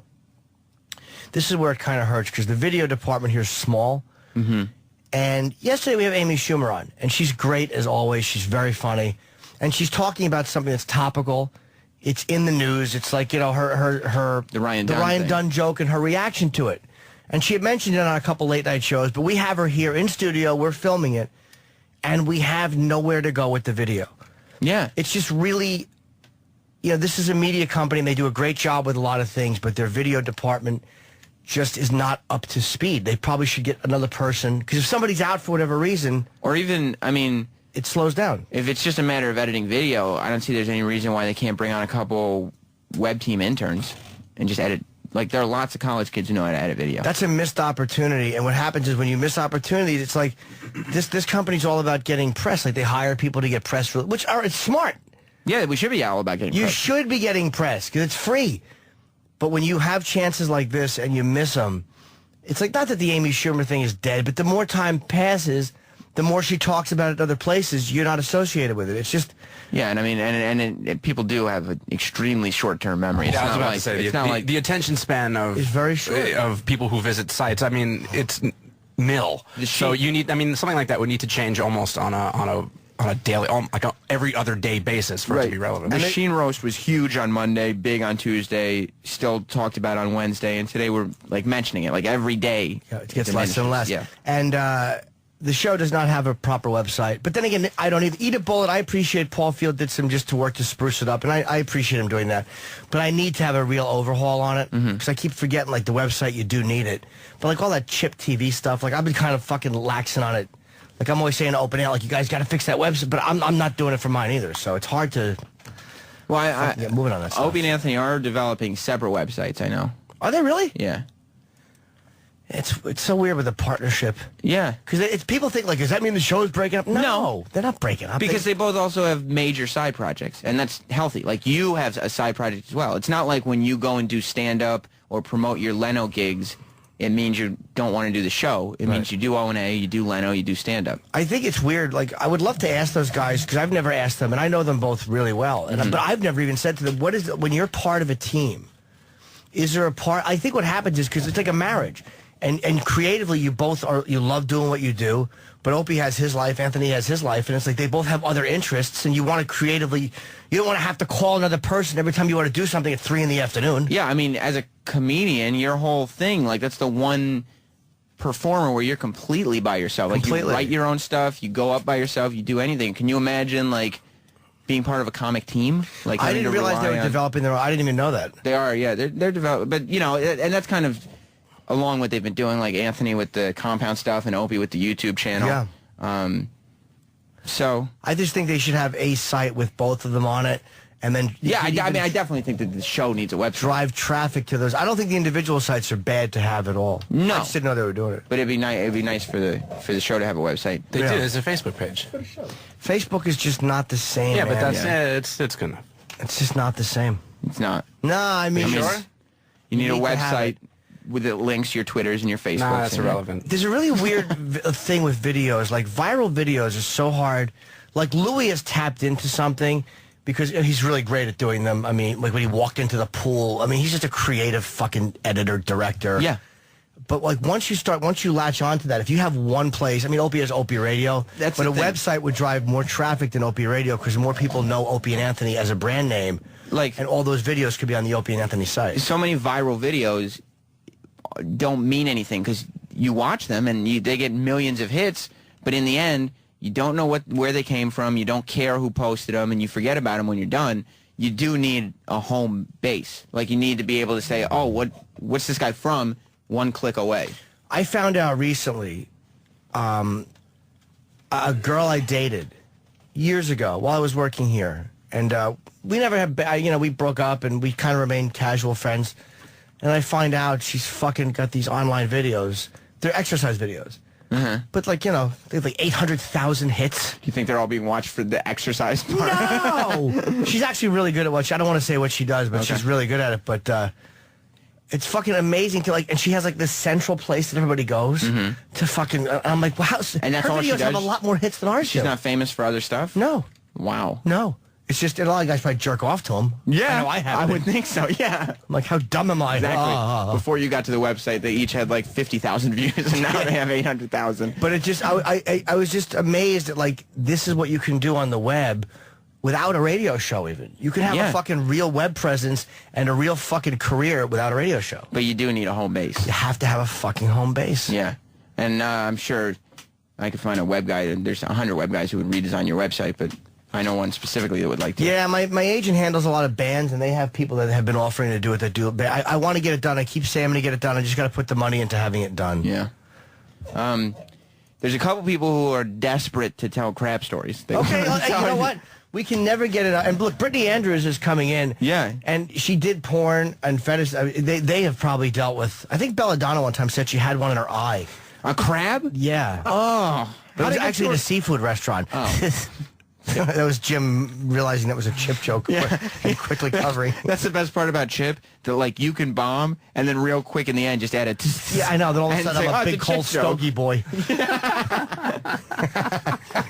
How is Stogie Boy in there? He's doing okay. By the way, that's what happens when you have a big cold stogie boy is a nickname for the rare but feasible, very solid flu shit. You say I dropped a big cold stogie boy. Eric, did you know that before you got the shirt? It always comes back to me being fat or shit. I'm not saying you're fat. I'm saying a big cold. Yeah, I'm not saying that either. I'm saying that you're a fat shit. Yeah. Oh, Dan. Dan. We weren't going there. I did it. It's a fat stogie. Oh, Travis. Well, I think that. No, I'm just asking. Oh, I just want to know what Big Cole Stogie sounds like, because I mean, I know what Eric sounds like, obviously, and I know what the virus sounds like, but I've never even heard Big Cole Stogie. I would love to hear it. No. Yeah, there's no. Opie's not here to force him to do stuff. We technically don't carry boss juice. Yeah, there's no way I'm doing anything, and You. A big cold stogie. That's a flu shit that is really solid. And actually, if you step back from the bowl, it comes above the rim. That's a big cold stogie, boy. Eric, you knew that before you got it? No, I didn't. And they're really dark because you've been taking Pepto because you have the flu. Oh, that's disgusting. Why is the shirt yellow, Eric? Doesn't make any sense. Yeah. Should be dark brown. I just wore it because it was yellow. That's all. I didn't know But what was why is on that it. a good thing? Like, why? Exactly. I don't have any yellow shirts, and I certainly wouldn't Big wear cold it because. stogie, boys, the sun. Eric, I feel Eric is like, because I've got shirts that, like, if I wear them, I'm like, I know I'm gonna have to be prepared to explain it or take shit or at least have an argument for it. So sometimes I'll wear them, sometimes I won't, depending on my mood. There's no way that Eric thought that shirt would draw any attention, because it shouldn't. It's just Eric happens to be wearing it, and it says Stokey Boy on it. By the way, let's take the crab calls, because I'm going to want to take a break before Miss Brittany. I would not like to make her wait. And, of course not. We may have to go right from her into Levi if he comes in after. So let's take a couple calls and take a break, and I'll make love. All right, we got a plan for the rest of the show. I love a plan. Larry in Florida. Hey, yeah. Love you, Jim. I can't stand you, Sam. Oh, wait. Hey, yeah, good timing, because we got a hotline call. Oh, hotline call. Larry should have insulted Samuel. Put him on.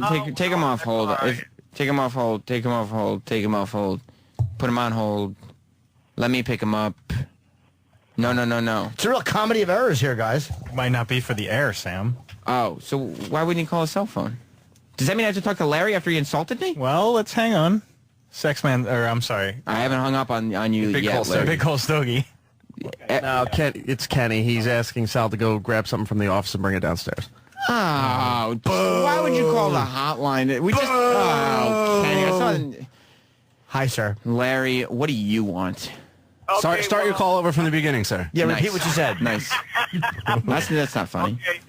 I love you, Jim. Sam, you're all right, I guess. No, I got crabs like when I was 19, and I had no idea what they were. So I went to the What doctor. could they have been? What do you think they were? Small dinosaurs? I was a kid. I didn't know. So I had a really, really bad infestation. Oh, okay. So I went to the doctor, got this stuff, put it on there. About 2 weeks later, I feel this shit crawling up my chest, into my beard, and it ended up infesting in my eyebrows, too. It was so... Oh, my God. Yeah. They were, like, infested in my eyebrows, in my beard, in my chest. But they weren't in my pubes anymore. So Commissioner Gordon, he don't know what the fuck he's talking about. They will travel. How do you get them? Your hair's at. How do you get them out of your eyebrows and beard? Well, I use this medical shampoo that the doctor gave me, and it killed the shit in my pubes. But I didn't know that they had moved up my chest. And about a week or so later, It chased them out like when an exterminator comes and clears your house and all the mice run to your neighbor's house. They ran up to your beard and eyebrows. yeah, it was pretty disgusting. I got to admit, it was like the worst thing I've ever had. That's horrible, Larry. Horrible. Yeah. No, go ahead. No, I was just going to say it's not anything good. If anybody gets them, go to the doctor, get them taken care of. Don't be spreading them around. And the bad thing was I was still fucking this chick about a month later, and her pubes grew back. I didn't know why she had shaved her pussy. That's kind of the same thing that happened to me. Yeah, she shaved her pussy. I came back. I didn't know why. And then about, a few days later, I'm infested all over the place. And she wasn't even a whore. She was a really fucking nice girl. Yeah, but I mean, she had crabs. She was probably a little bit of a whore. She was fucking around on me, but... Yeah, I would think so. Hey, you know what I was just thinking? What's that, Dave? Like, a lot of people, they sleep and they have pets in the house, and I'm not making any peanut butter jokes, but, dogs sleep in the same bed with people. Yeah. That's just a fact. Now, can crabs live, in your pet? Oh, my God. And then Larry, give it back to you? Like, could that happen? Can crabs live in your pet? I don't think so, because they're more... I don't know. They probably could, but they get fleas. Crabs just like how human balls smell. Because if the dog sleeps on the bed... But crabs don't jump, though. But they could still live on the... They go on a sheet and... If you're that close. I mean, look, if they're making it to eyebrows and shit, they could make it to your dog, right? Oh, they can definitely crawl. That's horrible. Oh, boy. Jim, I hope you don't mind a little controversy on the show. Because Seth says that this guy is lying. Seth. Oh, I'm lying? Okay. Yeah, hey, Jim, you had a beard when you were 19 for some crabs to infest there? He means Larry, not Jim. Larry, not me, sir. Yes, I had a beard at 19. Why do you want me to say I'm a hairy motherfucker? I don't know about that. Hey, Nah, that's fine. the evidence. That's Shut believable. up. Yeah, I knew kids in high school. Yeah, that I had knew kids in beards. junior high school with full beards. I knew guys in other schools that had them too, right? You're just trying to one-up Elementary, everybody, right? Chip. He's trying to one-up it. Don't pay him no attention. My elementary, my dear Watson. You see, Dan, I told you not to pay any attention to him. Thank you, Larry. Why wouldn't you? It's the best in the world. No, because he just keeps going, and he doesn't realize when to leave well enough alone. Let's go to the well or something. What, are you going to get some water? You thirsty? I'm not. No, I'm not. Now thirsty. you're doing it. What's up, Dave? Hey, fellas, how you doing today? Hi, Dave. I was good until Chip showed up. Oh, sorry about that. So I was kind of like in the same position as Jim, only I think I was a little bit more of a sex addict. I used to have hookers come into my parents' basement while they were upstairs asleep like 1, 2 in the morning. I had like no fear of getting caught. I did the same thing. Really? Yes, I had a pregnant prostitute spark up a crack pipe. In your parents' house? Yes, where my grandmother used to sleep before she died. Was your mom and dad at home? I was fast asleep upstairs, dreaming that their son wasn't garbage.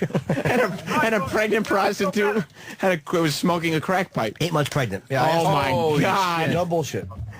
Oh, you have life experiences, Norton. Yeah, it's true. All right, so now that I've been one up, so this girl comes in. I can tell she's dirty, but does that stop me? No. I go ahead and hit it anyway. The end of the night, she's leaving. It's cold out. Not only does it cost me $150, she steals my socks. I wake up the next morning. I am itching like there's no tomorrow. But you knew she had crabs. No, I knew I had crabs the next morning. I didn't know she had them the next morning when I had. But man, this is an itch. It's unmistakable. You will never forget this type of itch. Jim, you remember? Yeah. Is it that bad? So, oh my God, it's brutal. So, but I didn't know nothing. So I said, well, what is this? What do I do? I asked my mom. Yes, your. And? Yeah. Did she tell you about when she had them? Yeah, she was there. No, she didn't say she had them, but she was able to identify them rather quickly, which is. Oh yeah, your mom had crabs. Your mom and Florence Henderson were fucking the mayor. Yeah, I know what these are, son. No problem. Matter of fact, I got the shampoo right here. Yeah, exactly. It's in the cupboard. All right, thanks, Dave. There. Well, listen, we got a bunch of guests coming up. Brittany Andrews and then here yet? Levi Johnston. I don't think Her person is here. All right. I don't think she is. Laney? Laney.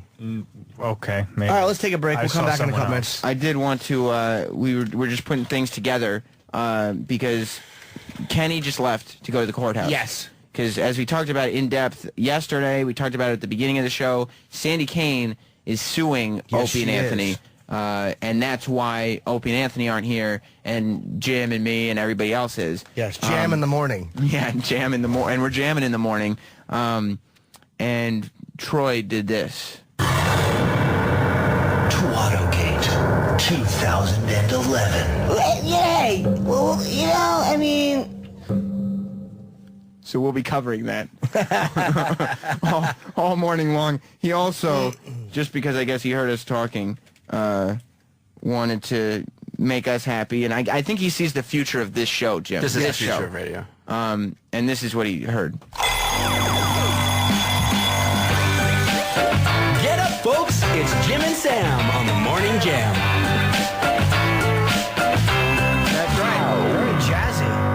And we'll be right back with more I like it. of the Morning Jams. Sirius XM. Sirius XM.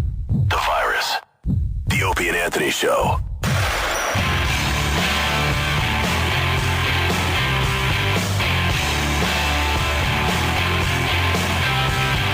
What's going on? You got the production wrong. I mean, I guess this is the Opie and Anthony Show, but Jim, I mean, I didn't know if they wanted it brought to air, but you brought to air that O&A are no longer with us. Yeah, and I think the fact that we've immediately changed the name of the show is very important.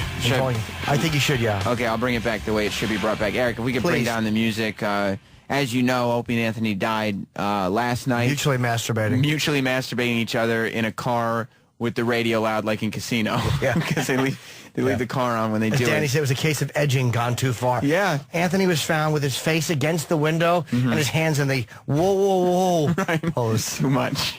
Too much. They should have had a safe word. But this is your new morning experience. The Morning Jam with Jim and Sam. It's about time we added a little personality to this show. Am I right, Jim? Attaboy, Sam. Oh, I just got an amazing text. What's that? I had patients with crabs of the eyelids. Oh! The medical term for crabs is pediculosis. Of course. Pediculosis. It's kind of like ridiculous, but with crabs in your eyes. Fucking Steve. Dr. Steve, of course. His show's on at Saturdays at 10 Eastern. Weird medicine. As much as we talk about Dr. Steve, he barely gets a plug-in. I know. We should plug him a lot more. Never plug his show. But I my own theory is that that's because you guys don't remember when his show is on. I don't. I never think about it. I probably wouldn't remember if I wasn't here on Saturdays when Dr. Steve's show would be on. But we do have Brittany Andrews coming in soon. She's on her way to the building. Oh, is she? Okay, good. Yeah, she's not here yet. And then we have... we thought we were going to have more time with her, but she's late. Yeah, because Levi Johnston's coming in at 9. Yeah. I mean, unless she just wants to sit. I mean, but we're going to ignore her if she stays in here. For a little while, at least. But he might only have till 9:30, then we could talk to her again after if she wanted, if it goes good. And I think Kristen Davis is going to be with her. I like Kristen. I haven't seen her in a while. That's the madam from New York, or the ex-madam, I don't know what she calls herself. She ran for New York governor. Yeah. Yeah, she was in the debates with Jimmy McMillan. The rent is too damn high. Yeah, that's right. The rent is too damn high. She was trying to go for that ridiculous ticket, like, oh my God, there's a madam running, and Jimmy McMillan just came and stole all of her thunder. Yeah, he really did fucking... it was hard to ignore a black guy talking in cadence with white hair like that. You couldn't not pay attention to him. What did his beard look like? Some historical figure. Frederick Douglass, yeah. But no one thinks about him anymore. No. Then that's the viral video age that we live in. Jimmy McMillan was a viral star, and now it doesn't matter that we got photos with him, does it? This guy in that photo. People will be like, who's that? Yeah. No one cares. Remember Rent is Too Damn High? No, I don't remember. With his dumb gloves. He was a martial artist. Was he? Yeah, he was an interesting guy. He was either a martial artist or a liar. You didn't... It was one of the two. You can never be positive. But Kristen kind of turns me on. You like her? I should say kind of. She turns very me on. much so. Yeah, she does. She's very sexy. Well, Brittany Andrews, I love. Yeah, well, they're both going to be here. And I noticed during the commercial break, you informed Travis that he'd be shooed off of his point. Well, I requested. Because we had some girls coming in. If you have two people in, you always want to have them at the console. Well, I don't like having them behind us because What if we sandwich you? We put one of the girls in Ant's seat. Nah. I know that's sort of an in memoriam seat right now. After the edging incident gone wrong. And I would sit where Ant sits, but I'm just comfortable being here and talking to them on my right. I mean, that's just where... It's like when I would get escorts. Prostitutes, I would always get them in the right side of the car. They would have to lean in. Well, you explain that to them when they get here. See, I was going to sit you on the other side, but it's like escorts. I feel more comfortable with you here. Yeah. So, well, hopefully Roland will be on top of it today. But I guess Brittany Andrews is now creator, producer, and director. It's amazing when these porn stars just... branch out. Branch out is the word. She's been called one of the top 3 females in the adult industry by Entertainment Tonight. Did they really? Yeah, I mean, I don't know. I didn't realize Entertainment Tonight was ranking porno stars. I didn't either. I haven't watched in a long time, so I don't know if the format of the show has changed at all. She is a pretty legendary performer. Yeah. I would like to have sex with her. You would? I don't see that happening. All right, let me just write that down. Question 1. This is Jim Norton. Would you possibly have sex with Jim? Yeah. Like, that's what I should be followed. Would you possibly have sex with Jim? Yeah. I don't know what she's promoting, actually. Yeah, all I'm seeing is producer, director. Porn star DJ, Miss B, her bio. Oh, okay. Oh, here it is. So she's got a Twitter, a Facebook. Oh, good. We'll promote her MySpace. I'm glad that's on the... Where do you see this? Brittany Andrews plugs. Where is that? I don't have that. Oh, thank you. I do. Yeah. Yes, I do. I was panicking. She's got her Twitter, Facebook, and MySpace that she's promoting. Club Brittany, PayMissBrittany.com. Oh, I like that. Exquisite feet. Does she have nice feet? I would love to find out. Do you like feet? I mean, no, not specifically. Have but you ever sucked your girl's toes? No, but I would, but I haven't. I don't have a specific thing for it, but I'm not grossed out by feet either. Yeah. I'm not a big. I'll suck. I kind of like feet if they smell a little bit. Yeah, you like body odor. Sometimes, like a little bit of female musk. A little bit of stink. If it's really bad, I can't deal with it. But I do like a little bit of it. Yeah, you know, like you don't want like for somebody to be sitting next. Well, what if they're sitting next to you? And there is a hint of body odor. That can turn me on. I don't want them to smell like Tippy Tom, but I mean, they give me a fucking shit in their pants. Yeah, exactly. Just fetid, rotting flesh. But I like a little bit of a sting. Like if you're eating dinner and you're just hanging out and there's a little whiff. Yeah. Yeah, it could turn me on. You like that? Not from a guy though? No, never. No, I don't want to smell a man. I don't want to smell a man's cologne, much less his fucking body odor. I guess Miss Brittany Andrews is a DJ too. Yeah, I thought that's what she was promoting, but I guess not. She's a major mover and shaker in the international DJ club scene. Who's bigger, DJ Miss B or DJ Troy Kwan? I don't know. I think I have a better shot at fucking DJ Troy Kwan. Yeah, right now I think you might. Do we have any update on where she is? No. Still on her way? Because we're literally... Because Levi's supposed to be coming in at 9. Well, and he is coming in at 9. Like, we're not going to push him back. No, he can't. Because this is... Levi's the whole reason you came in, pretty much, right? Yeah, because he's only in New York today, I believe. That's what Roland said. Watch, we should watch. He goes, no, I'm here for a month. Yeah, I moved here. Yeah, I live here. What are you talking about? Oh, I see a couple blondes walking up the hallway. If it's a couple, then she's here. It's a couple. All right. Okay, good. Oh, one of them was Eric. I was... Yes. Roland's been... both of them. Roland's been making fun of Eric's dyed hair and saying, don't worry about Eric, he's a blonde. He'll forget. Just accusing Eric of having blonde moments. Hey, oh yeah, you filmed lovely Brittany. Yeah, get the tripod. Yeah. I'm multitasking. That's what I call myself. Very clever. Here they are. Welcome to the show, ladies. Where do I sit? Right next to Mr. Norton. Hey there, gentlemen. Hello. Hi, Thank you for having us on this morning. Did you hear traffic? Yes. Are you staying in New York? I live in New York now. Oh, I didn't know that. Yeah, I did your guys' show like... Was I here, though? Yeah, you were. Okay. When was it? When was that? I wasn't here. You guys aren't. No, we're live now. We're actually on. Oh, you are? Yeah. People What make can that I say anything? You can. Yeah. Okay, so it kind of reminds me, like, you know, when you've been a porn star as long as I have, like, I have to have sex with people at least 3 times to remember who the hell they are. Oh, really? In 20 years of being in the business, you're like, did I have sex with you? And the other person's like, I'm not sure. Did we? It's like, let me see your penis. Maybe I might be able to remember. You I've know? had the same thing with trannies.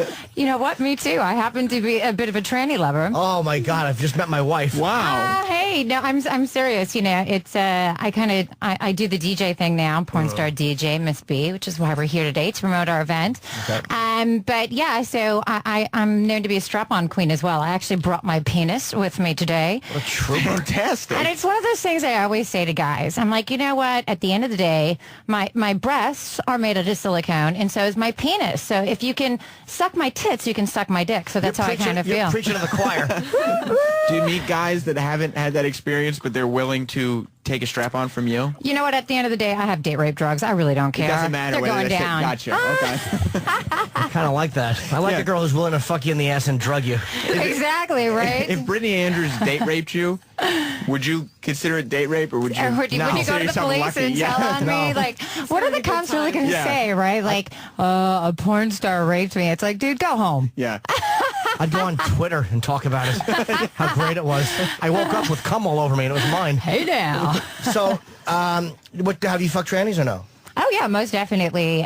Being that I have the whole strap-on penis dealio. Quite often, yeah, exactly. Quite often when I'm with a gentleman, I'm always trying to take it to the next level. Right. So I'm like, okay, if you suck my dick, let's say you suck a real one, baby. So now what was, by the way, Brittany is what you call it. Sorry. Kristen's like, it's we're supposed to give it clean here, girlfriend. Sorry, it always goes straight to my penis. No, Brittany's a good egg. So wait, what trannies have you slept with that are in the business? Not that I've seen any of their movies, but just for exactly. No, people out there might recognize their names. People out there have no idea what you're talking about, and you're like, yeah, I know a lot of trannies in the business. Who have you slept with? Because Well, quite often, usually it's, like sex, drugs, and rock and roll in the middle of the night. Hit up Euros.com or something and get just, your She's local like all hooker. about some Jennifer Paris or somebody. Just some local tranny hooker, whatever shows up at like 5 a.m. in the morning when you're like totally wasted. Like, hey, it's Venus. Woo! You guys really do have a lot in common. Yeah, too. I don't drink.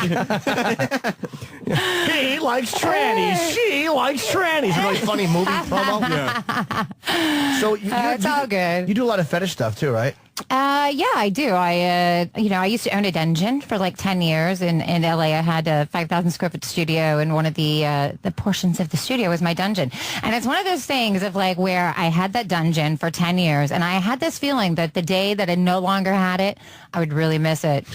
And I'm right. I do miss my dungeon. How many doms did you have working for you? You know what? Primarily, it was a studio for photo and film. So, like, it was mostly just for shooting videos. Okay. But, I did rape a proper amount of asses on my disciplined horse. And, I remember one of my favorite scenes. I was like, I had these two young girls, and they had never seen, a girl truly peg the hell out of a guy's ass. And so they asked if they could, be, voyeurs and watch the scene. And I was like, yeah, go ahead, take a seat. And I mean, it was so hilarious because the disciplined horse in the middle of the scene like broke, but I did not lose my rhythm at all. I just dropped to the floor and just kept going, man. That's one of my favorite movies. Sounds like a good one. Yeah. Kind of like Apocalypse Now, but with a dick in the ass and a horse breaking. Hey. The way it should have been. Oh my, let's stay away from the bestiality. No, I meant the what's it called, the thing? The disciplined horse. That's what I mean, the horse. Yeah, exactly. I just Sorry, my mind just goes in wrong. I'm still half asleep. No, you don't understand. We've been working really hard on our event that we're doing, which is the Players Ball this Friday. And like I said, I DJ now, porn star DJ Miss B. So I was working on my set last night kind of late. What is the Players Ball? The Players Ball is where everybody dresses up like pimps and hoes. Oh. And so me and Kristen decided to get together because, we are the number one players here in New York City, and we're going to do a ball and just celebrate, all the pimps and hoes in New York. Are you guys... It's my birthday. It is also a birthday And it's her party, birthday. so- Woo! We were going to bring a birthday cake today, but somehow it didn't come Doesn't together. go with my muscle sorority diet plan. Oh, okay. Exactly. I'm on a cleanse right now, too. So. Are you on Metafast like Bob Kelly? That fucking dumbbell has food being delivered to him. That's funny. Now I'm like doing no drugs, sex, or alcohol, and then nothing but fruits and veggies. I'm on like day 25 now, and I was really good the first couple of weeks, where it's usually the opposite way, like where in the beginning you're really frustrated. Right. I'm the exact opposite. I'm like so over it right now. I'm like, oh my God. Last year I made it to 28 days, so. Of only fruits and vegetables? Yeah, primarily just fruits and vegetables, like soups and juices. I got a Vitamix, so I just throw everything in. I made something really gross. Like in the beginning, it was like fun and interesting to throw shit in there and just eat whatever comes out. Like now, it's just like, okay, this is really gross. I'm really over it. But how is that a cleanse? It just makes you shit more? You don't need to take any fiber. I will say that. Really? But no, I mean, it's kind of like the Gershon miracle. So, I mean, it's just like not eating any processed foods, everything that's just from the ground, and just being a really good girl. I'm like doing a bachelor party tonight, and I can't drink any alcohol. What do you do at a bachelor party? Just dance? Or do you do like a show with a girl? No, it's for my girlfriend, so it's a bachelorette party. Okay. So I got like a male stripper coming. We're going to a restaurant. We're doing... It's going to be fun. Just rape the groom, maybe? That's a great bachelor party. Yeah. Just I might sodomize the rape groom. this stripper. Like, he's pretty hot. Like, hello. Is he gay?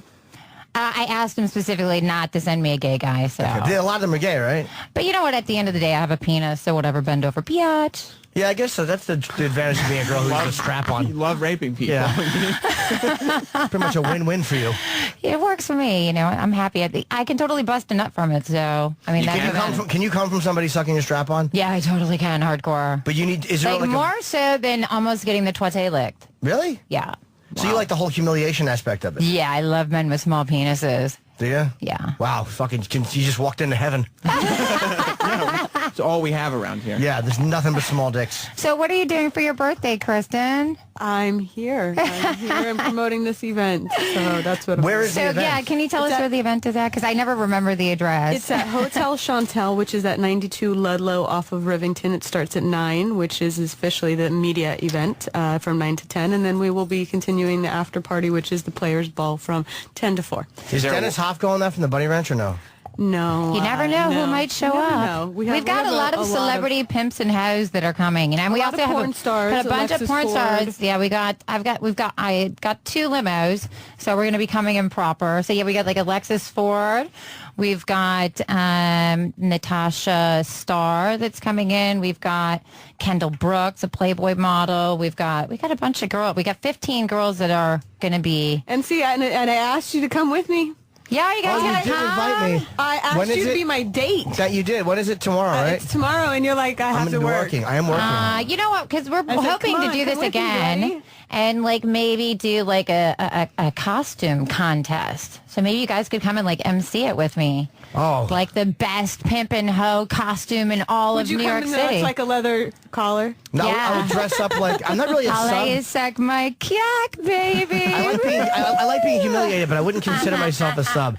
Yeah. Yeah. But what do you have under the strap on to make you come? Do you have like a vibrating thing? I don't need anything. It's one of those things. If like I'm a very vaginally orgasmic woman, so I mean, like I come when I'm sleeping. I mean, the twate, it contracts, expands. Are you doing Kegels in your sleep? I totally do, hardcore. I mean, Wow. but it's just my mind is connected to the twate, and I don't have to think about it. It just does it. So I don't need anything inside of the twate in order to bust it out.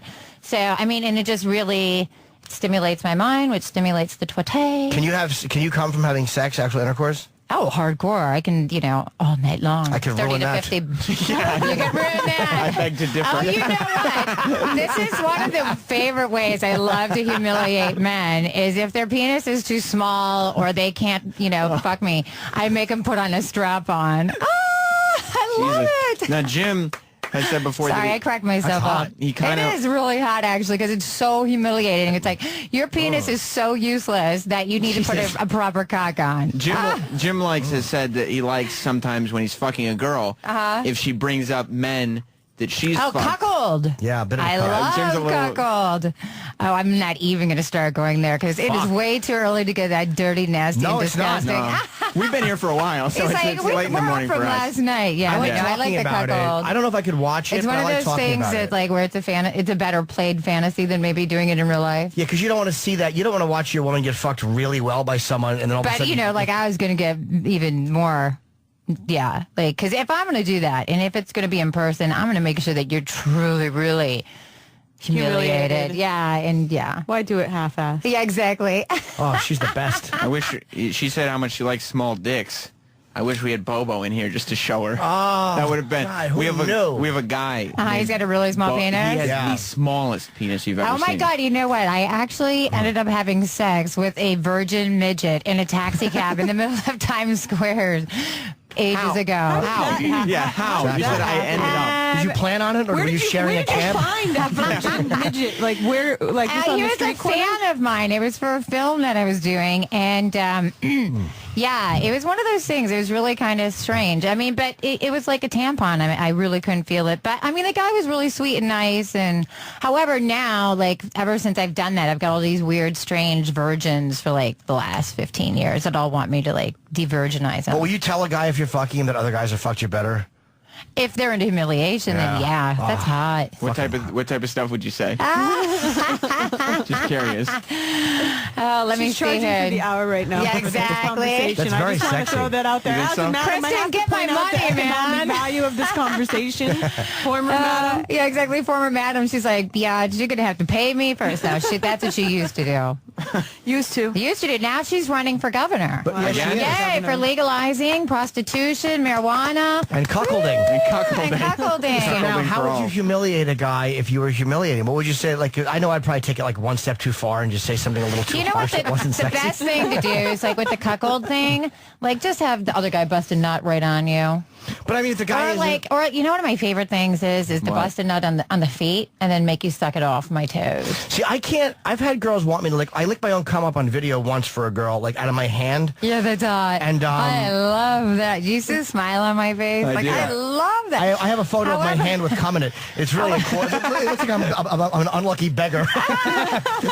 Bragging about your photos with cum in your hand. One of my favorite things is to do that with the toes. However, I had a guy reverse snowball me once. Oh, wow. Wait. Hey, right? Am I this bad? That's Because my that's a football term. agency only dealt in like vanilla. So what the heck is a snowball? Okay, so a snowball is typically when a guy busts a nut in a girl's mouth, she comes back as a sign of revenge and spits it back in. So this guy had him do it off my toes, and he waited like 3 minutes, gave me a kiss, and right back, and I was So like, just "Oh washed my it around in his God, mouth for I've 3 been minutes? Like, here's to snowballed." Hope he didn't have tartar breath. That'd be awful. Cum and tartar. Ew, that's can't- how you do garlic. See, I That's don't why you do Xylitol for the teeth by Trident. I don't want to. Oh yeah, I always shoot things with no aspartame. Fuck Trident. Don't go with Trident. Go with. They got xylitol though. It's good No, for your there's teeth. better ones though. There's vegan really? gums. I'll turn into some vegan gums. You promised a cuckold, I'll get you some vegan bubble gum. I got a big black cock for you, baby. We were talking about cuckolding and taking cocks and stuff. I'm glad that you brought it back to vegan gum. Yeah, exactly. I'm like, I was trying to bring up her running for governor. She's like, okay, I'm not doing any more radio programs with Brittany ever They again. mentioned that earlier. They were very nice. Jimmy was very nice to say that he likes Kristen Davis, which was nice compliment. I was actually with you last year when we were. But then you when had we to were degrade it by counting. saying I was in the debates with Jimmy McMillan. Why can't we say we were in the debates with Andrew Cuomo? Well, he said that. Well, there's a big difference. We had Jimmy on the show, so it was just a He point did of that reference job. for the He did. listeners. But did that job. I thought that I thought there would have been a lot of press for you as like an unconventional candidate had Jimmy McMillan not been there stealing all your heat. Well, the real press, like the Washington Post said I was their favorite fringe candidate, the LA Times, I'm the only one out of the debates that made the LA Times. So there was a lot of real press. He got the novelty votes in the novelty press, yes, which we were both running to create a new political What was party, his which is theme 50,000. last year? The rent is too damn high. Oh, but he yeah. didn't even pay any rent. Right. Like, come on now, your rent is the perfect rent. Yeah, exactly right. Yeah, he didn't pay a lot of rent. No. And especially if somebody was telling him how like other people they've had sex with were better fucks. It's always got to come back to that. He didn't even bring that up. By the way, you say that, or you talk about that a lot, right? I do. No, Jimmy did. He did bring that up because I asked him about it, and he said that he had sex with girls in front of their husbands. Oh, that's right. He did say that. Yes, he had sex with him. We have two gubernatorial Sorry, candidates talking about cuckolding. We are the show for cuckolding. Yeah, and politics. Yeah, cuckolding and politics. They go hand in hand, man. Brittany's fantastic. However, I met you once at AVN years ago, very briefly, but we've never I'm spoken pretty before. sure that you were here the last time I did the show, though. Because, I think I was here when, do you guys remember Porno Dan?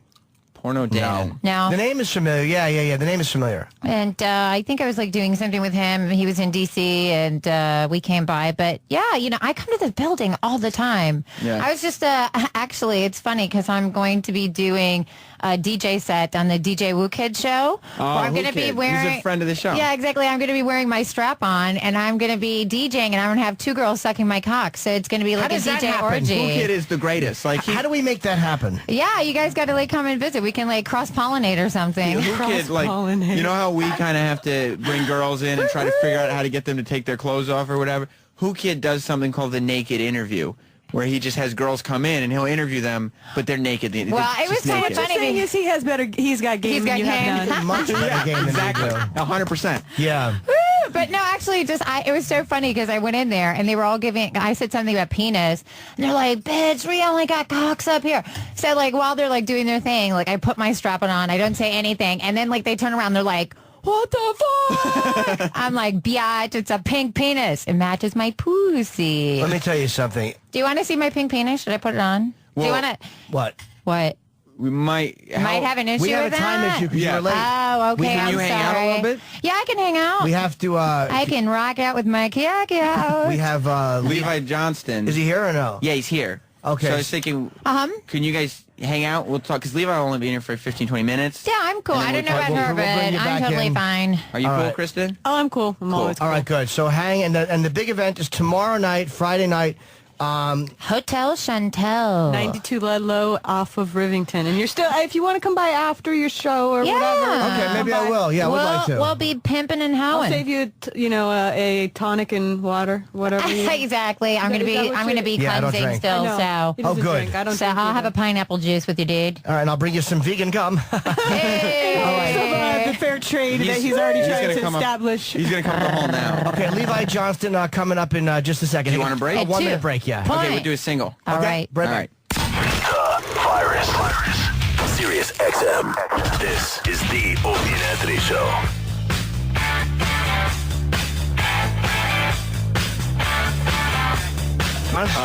Now you are. We are back, and Levi Johnston has just come into the studio. How are you, man? I'm good. How are you? Good, good, good. Do you like or hate morning press? No, it's all right. Make sure we got you up here. Okay, when'd you get into New York? What am I doing here? No, when'd you get in? Oh, I got in on Sunday. How long you staying? Till tomorrow. Okay. Yep. I was telling you, we met very briefly in the hallway, and it's weird. We get a book usually the night before, so we don't have time to really read it, but I got this a few days ago. And I guess I got 200 pages in, like actually really reading it. And the last 90 I perused and just picked up notes. It's fucking great. Yeah, thank you. Your book is really good. Well, it's also like, and I was telling you this before, it's almost, for a lot of people, this is like the dream book because everybody at some point has wanted to write a book about their ex-girlfriend's family and how they were treated. Like, there is no guy. It's a beautiful thing. Yeah. It's like, but nobody would have interest in reading it, but yours happens to be the Palin, so people do Right, want so to read people that. care. Right. Like, I would love to trash every family of every fucking ex-girlfriend I have who hated me. How long into it? And you really, she's not going to be happy with this. Probably not. No. What would you say about stuff you said in the past and in interviews? Are they comfortable with you revealing stuff, or are they hate that? I'm sure they don't like it, but the book is the truth, and I'm glad it's done. I think we did a good thing with it. Do you feel you've been treated? I have a bunch of questions written down. One thing I want to say that I like.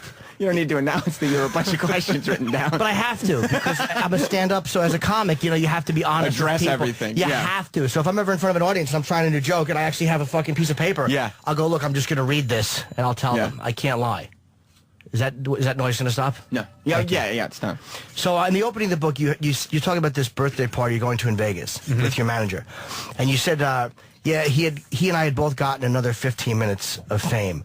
And I kind of like that you said, like, how do you see your fame or notoriety? Do you see it as something that's going to be fleeting or something that's going to stick around for a while? I'm sure I'm sure it's gotten into it, but when that happens, I have no idea. I mean, things keep coming, and I'm getting more calls now than I ever have, so it's going good. What are they calling you for? Is it for acting work, or? It's reality shows to commercials to music videos, everything, and it's. I've got a lot of stuff too that from pornos to everything. I mean, everything's out there. Well, it's funny. Like, do you resent when they're calling you because do they want you to do things that are going to make Sarah Palin look bad, or has it gotten to a point where they kind of just like you just being yourself? It's getting more to that point. Yeah, I mean, a lot of it is still they want dirt on the Palins and they want all that, but it's after this book, that's a direction I don't want to go anymore. So we're going to start picking what I do, a little differently. Do you regret doing Playgirl? No. That's something I chose to do. I was young, and I learned a lot from it, and it was a hell of an experience. $50,000. I mean, how do you say no? Yeah. And you didn't do Full Frontal. No. I'm not saying that in a disappointed fashion. I think that came out really bad. What are you thinking? Yeah, come on, why? What about the fans? Did they want you to do Full Frontal and you said no, or did they not want to do it? No, they definitely wanted me to do it, but I promised Mom I wouldn't do it, and that's not something I wanted to do. Oh, okay. And this is what I was amazed. I read this. You got offered. You took $50,000 to do that, but you did show some restraint. Can you tell people what they offered you $300,000 to do? Who's this, Playgirl? No. The videos you got offered to make, the 3 videos. Or was it $100,000 for 3? It was. I'm sorry, $100,000 for 3 masturbation scenes. Jesus Christ. I heard one that I had to masturbate in front of the cameras and a couple other things like that, and then do a porno with the Sarah Palin lookalike. I got a lot of stuff like that. Well, there is a porno with her. Yeah, Nailin' Palin, I think is what it's called. Oh yeah, he's seen it. Have you seen it? No, I'm talking about. Oh yeah, I do my research. Would that creep you out to do that? Oh no, that's no, not gonna happen. You wouldn't do that even for the right, you know. No. I guess that's taking it a little bit too far. That's crossing the line. Yeah, I don't think my family would ever forgive me for that one. Oh, it's family. Okay. Do you find it hard, you know, like when people are talking to you, and I mean in real life, not in an interview, to judge what their motives are? Like, is it hard to figure out if they really like you and are getting to know you, or if they're only trying to get you to say something that they can run out and blog or run out and talk Definitely. You know, I mean, even it goes as far as my friends. You know, I've lost a bunch of them. You know, you don't know who you can trust anymore, and you know, everything you do is like under a microscope, and everybody's watching you. You know. Yeah, it's tough. What point did you realize too? Because this, like, you're a regular dude, and I'm reading this book, and you grew up in Alaska. You like to hunt and fish and just do things that regular dudes there do. You hook up with a girl. Her mom was the mayor, I think, when you met. Mm-hmm. Yeah. Which is, you know, it's a small town she's a mayor in, and then a couple of years later, she's almost the president of the United States. What was the first thing that happened that you realized, like, fuck, everything I say now matters? Well, she started, you know, mayor to governor. That was a pretty big deal in Alaska. And then, you know, when I got thrown on that private jet all the way down to the RNC, you know, that's when it really started hitting me. You know. Now that was when it was going to be announced that she was McCain's running mate. Yep. Well, she had already announced it. Yeah. Now we're going down for the speeches and all the good stuff. And oh yeah, you said you pulled over like 3 times to puke. I did. Yeah. on the way to Anchorage, on the way to the airport. Yeah. I was nervous, dude. I was like, no, this is not happening. And Bristol was pregnant by this point. Yeah. No, she was definitely pregnant. Did you say that you think she did that to kind of get to upset Sarah or to match Sarah? It was more of jealousy. I mean, we had talked about it, and you know, she'd always wanted a kid, and Sarah just actually, you know, she had trig, and that really what sparked Bristol to get going on it. And I was dumb enough just to roll with it. So you were dating for a while, and I know I don't wear bags either. I hate wearing them, especially in a relationship. There's nothing worse. And were you just kind of going on in faith that she was taking birth control and like? Oh yeah, I was just kind of going. You know, if it happens, it happens. Not thinking at all. Not thinking just at all. Like whatever. Yeah, at 17, who's thinking, right? Right. Yeah, I guess it's not going to happen to me. Yeah. Oh, you didn't. You actually were like, I hope she's taking it, but if she's not, oh well. Yeah. Yeah. I got to get mine. But I would freak out about that, and I'm 43. I mean, I know I look younger. I appreciate that, but I mean, I'm 43, and it's like it still terrifies me to knock a girl up. But you know, here you are at 18, you got a girl pregnant, or 17, and you fucking handle it like, oh, I just got to get a job. Yeah. Well, we were dating for a long time. We were in love, and you know, that was always the plan. It just happened earlier than we thought. But that's also because Levi is a man. Like, he hunts, he does outdoors. That you, on the other hand, true. Me, we would handle it differently because we're not men. Yeah, we're weasels. I wore cologne into a radio interview because we have a porn girl, and I really am a fool. Exactly. Do you think you've been kind of vilified in the press? And reading this was really interesting to me. The book is called Deer in the Headlights: My Life in Sarah Palin's Crosshairs. And I like the fact that you're not shying away from talking about her. Like, a lot of people will talk about somebody, but then act like, well, that's not why I wrote the book. But this is why you wrote the book, was to kind of set the record straight with your relationship with that family or what happened. Definitely. It was you know, I wrote it to get my side of the story out there. You know, everybody was sitting there talking about me as far as Palin's the press, and, you know, everybody who doesn't know me is hating on me. So, you know, that was a way to get my side of the story out there and the truth. What was, do you feel you've been treated unfairly by the press? Have they been too rough on you? Oh, you know, definitely. I mean, they don't know who I am. They just, you know, come up with stories and lies, you know, just to make them $1. So, you know, that's you know, the biggest reason I wrote this thing. What was the first thing you can remember seeing about yourself or about your family that was just completely untrue?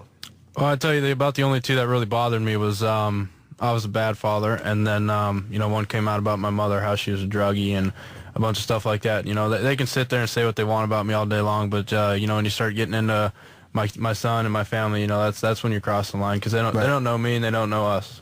Your mom, I know, you talk about your mom, and she had gotten arrested. She made a bad decision. Right. You know, she had sold, I guess, OxyContin or whatever. I thought did she really get like 3 years? I thought that was a pretty harsh sentence for something that was kind of.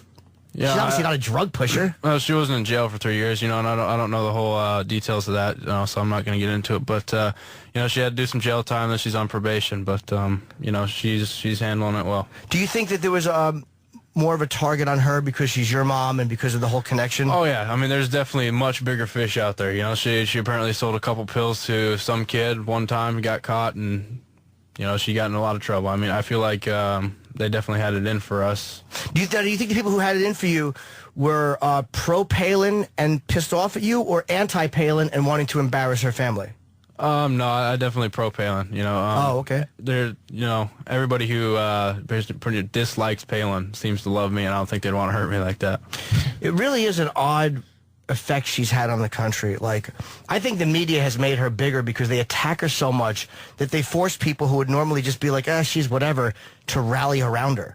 It's been an odd... Well, you have to have an opinion. Like, they won't allow anybody to be like, whatever. Like, you either have to hate this woman, or if you don't hate her, then the people who hate her say, well, then you love her.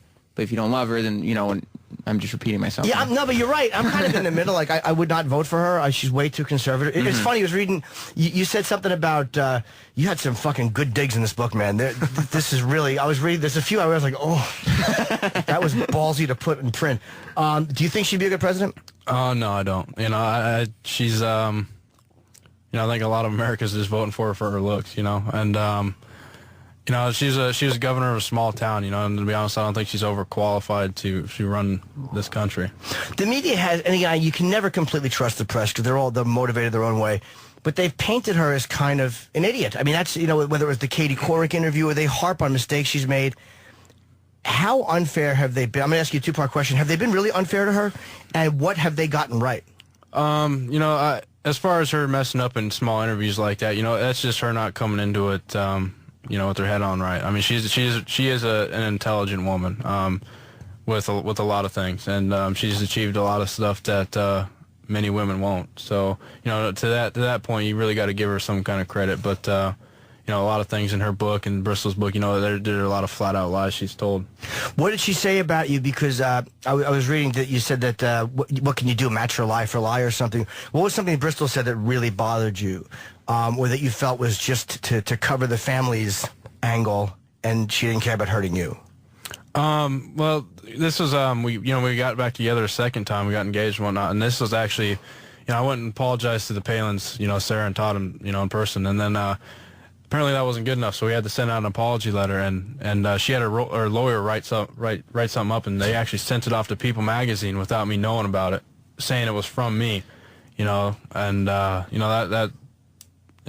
wasn't right. And then she recently comes out and says she's gonna find a new father for Tripp, and it's all, she says a lot of horrible stuff. After dealing with lawyers here, can you imagine having to deal with lawyers when you're trying to? It's your personal life. Like, you know what I mean? Like, is that, how often do lawyers and things like that enter into your personal life? Quite a bit. Really? Yeah. Oh. Well, they were coming after him, like, with the stuff about, but it was all being funded probably by her mom.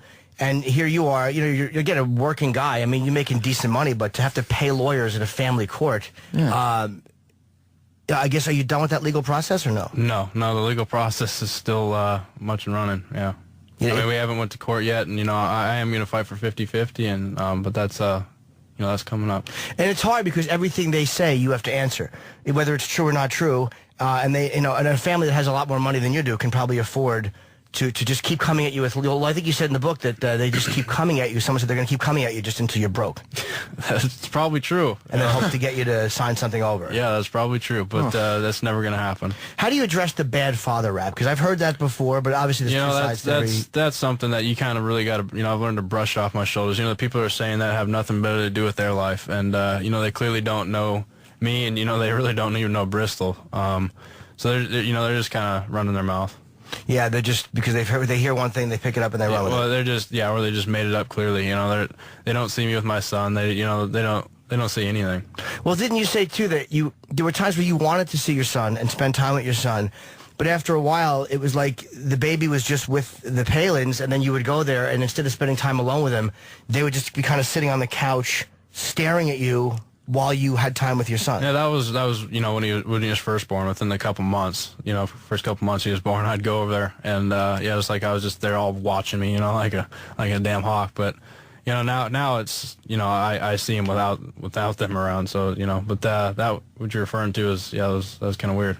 And there's I tell you, I actually wrote this thing down. I just wrote the word. You have her painted as pretty phony in the book, and I guess everyone's public perception is different than they are at home to a little bit. I mean, you have to be, I guess, in politics. But I put a few things that you wrote, which I thought were amazing that you wrote these down. Like, anybody who wants to read a book that is brutally honest from a point of view. You don't pull any fucking punches in this at all. And the book is called Deer in the Headlights, My Life in Sarah Palin's Crosshairs. It's out on Amazon. Are you doing signings or no? Yeah, I did a signing in Jersey. Probably Bookends, right? Yep. Yeah, in Ridgewood. And what are you doing in New York signing-wise? I don't think I have a signing in New York here. No. Do you have anything coming up signing-wise? I have one in Anchorage on the 29th at Barnes & Noble. Okay, well, we're on everywhere in the U.S. and Canada. Are we on in Alaska as well? Yeah. Okay, well, Anchorage, the 25th at Barnes. I'm sure you 29th. 29th, sorry. Yeah. I'm sure the people come see you. There's some amazing, unflattering lines. You said something about her wanting to bring up your kid, and you wrote, it was ironic that Sarah offered to be a mother to another child, considering that she basically ignored the one she already had. Are you talking about when she tried to adopt mine? Yeah. Yeah, no, that was something that, it pissed Bristol off, and then she gave the phone to me, and I just went off on her, and that's, she's clearly doing that just to cover up, Bristol's whole pregnancy. Now, do you, you said she ignored the one she had. You paint the household as kind of, cold and distant. It was, and you said like the house you grew up in was kind of much warmer and a different vibe than they had. Mm-hmm. Yeah, no, Sarah was always gone. Granted, she worked a lot, but even when she was there, she was on her BlackBerry on the couch or in her bedroom. I mean, Sarah was definitely more the mother to Trig than she was, or Bristol was. Bristol was. Bristol was. Did they have? Did really the husband? Did Todd really sleep in the living room while she stays in her room most of the time? Todd's bed was the black recliner, in the middle of the living room. And then she's up in. She was in her bedroom, yeah. And he sleeps in the. That's weird. That is weird. That'd be a very weird arrangement in the White House. kind of creepy. And it's funny that you said some good things about Obama too. You seem like more of an Obama guy. If you had to choose between the two, you seem like more of an Obama guy. Oh yeah, I'll probably, I'll definitely vote for Obama. Yeah. Oh, it's not good. Wow. It's not good when somebody who really knows you well will vote for the other guy. No, yeah, because if you knew somebody that was running for president, you would just vote for them because you knew them. Yeah. I would just vote for them because I don't have pictures with them and I could say there's me and the president. Right. But it's there's no media spin that puts any of like your feelings about her have nothing to do with the media. It's all from your personal experience. Right. Yeah. And you say here, Sarah comes off as religious, but you're saying you never saw them say grace, and you don't think they prayed a lot. And there was one great line after she got the nomination. She told the world that being chosen was God's plan. It would be the first time I had ever heard her mention the fella. Yeah, I really haven't. She went to church on Christmas Eve, and that was about it. So this whole thing with her being like religious and this kind of spiritual thing, and that being part of the religious right is not.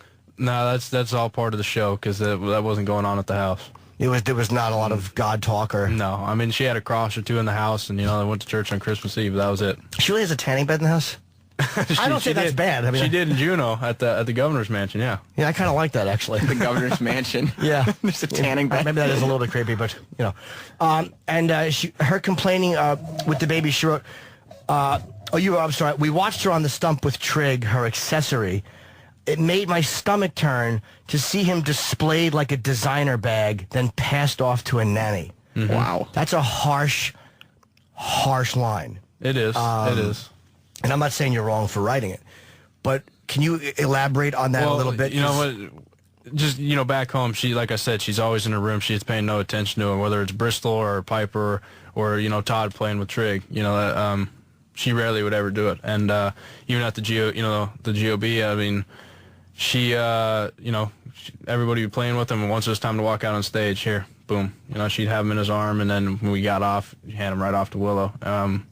It was pretty clear to me that she was kind of using him as, that's the best way I could, kind of describe it. Yeah, that because you didn't just say like she didn't hold him a lot. There was the wording I thought was fucking really was great. Was stomach turning, and you see him use like a designer bag. That's a definite statement about you really don't like this woman. Oh, it's not that, I don't hate her by no means, but I'm definitely not fond of her. Do you think your relationship is ruined?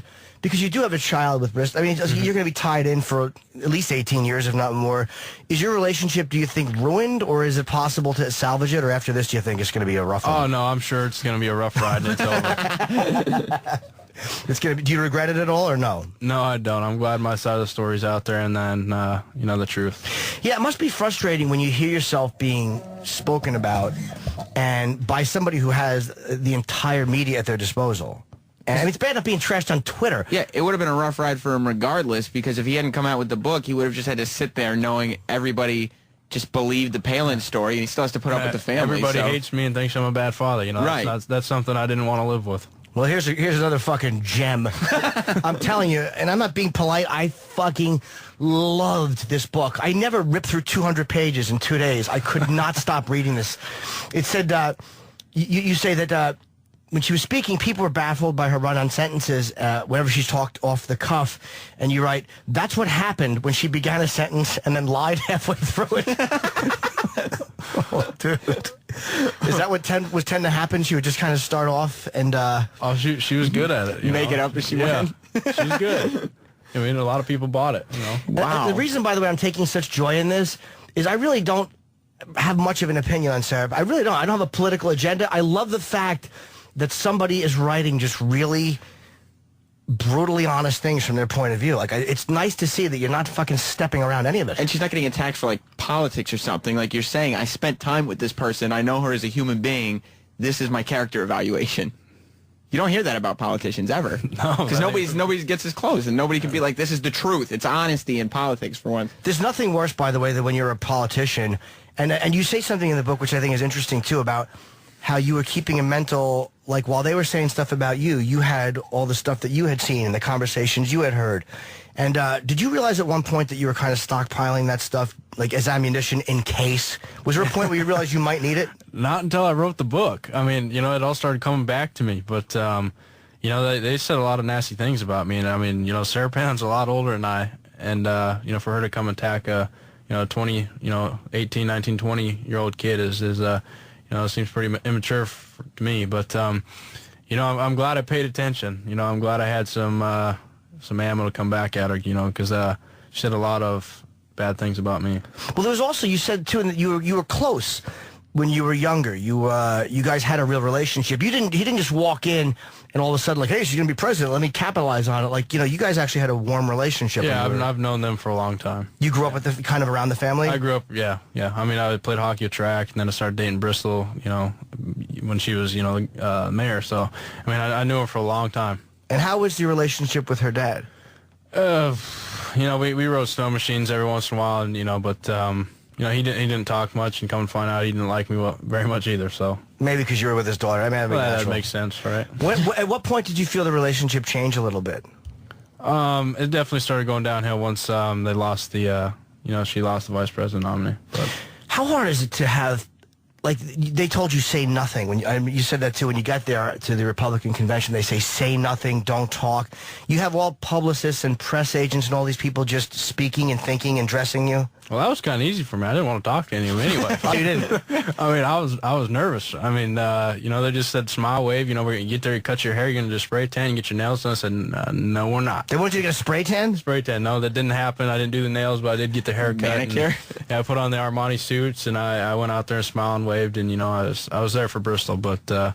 yeah, I don't think I want to talk to any of them anyway. Yeah, you don't seem like a manicure. I can see putting a nice suit on, but you don't seem like a fucking manicure spray tan guy. I've done the spray tan for Playgirl, but that was the last time I think I'll do it. The pictures I saw, simply for research. Well, let me, I have to fucking clarify. Oh my God. Yeah. I don't want it to look like they're on my wall. They had good cheeks, by the way. But, you know, were they black and white? Were they just maybe the copies I saw?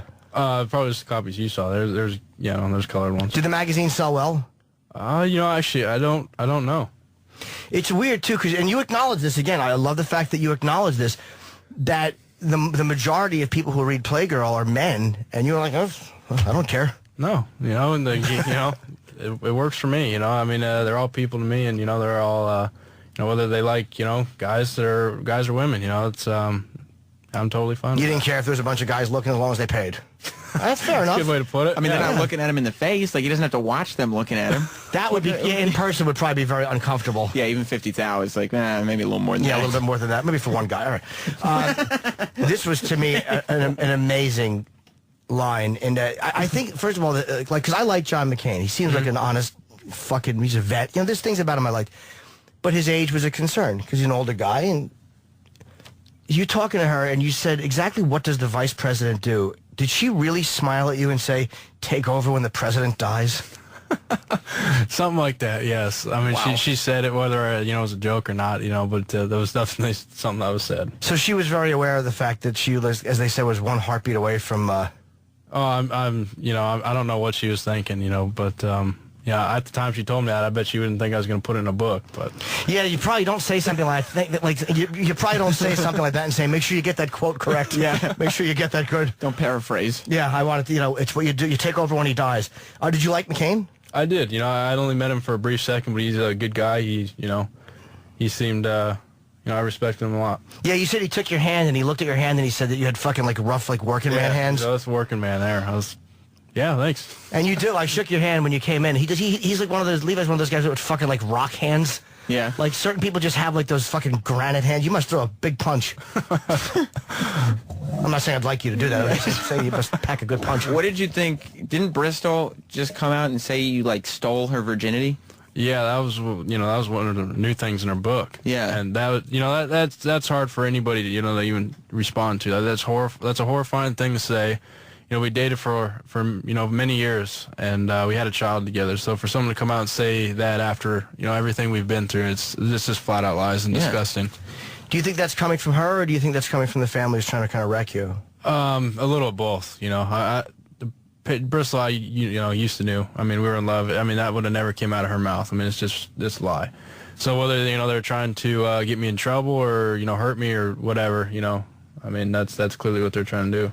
Yeah, and there's no way to argue it. Okay. They say we have X amount of time left. Yes. Shit. Oh my God, it's 9:25. Okay. Yeah. I have to ask you a couple questions because you hung out with Kathy Griffin. Did you bang Kathy Griffin? No, I didn't. No, Okay. But she's great, and I mean, she's never a dull moment with her, and I love her. She is very funny. I like her a lot. Okay, we talked about that. We talked about almost everything. Okay, cool. Oh, was there any indication?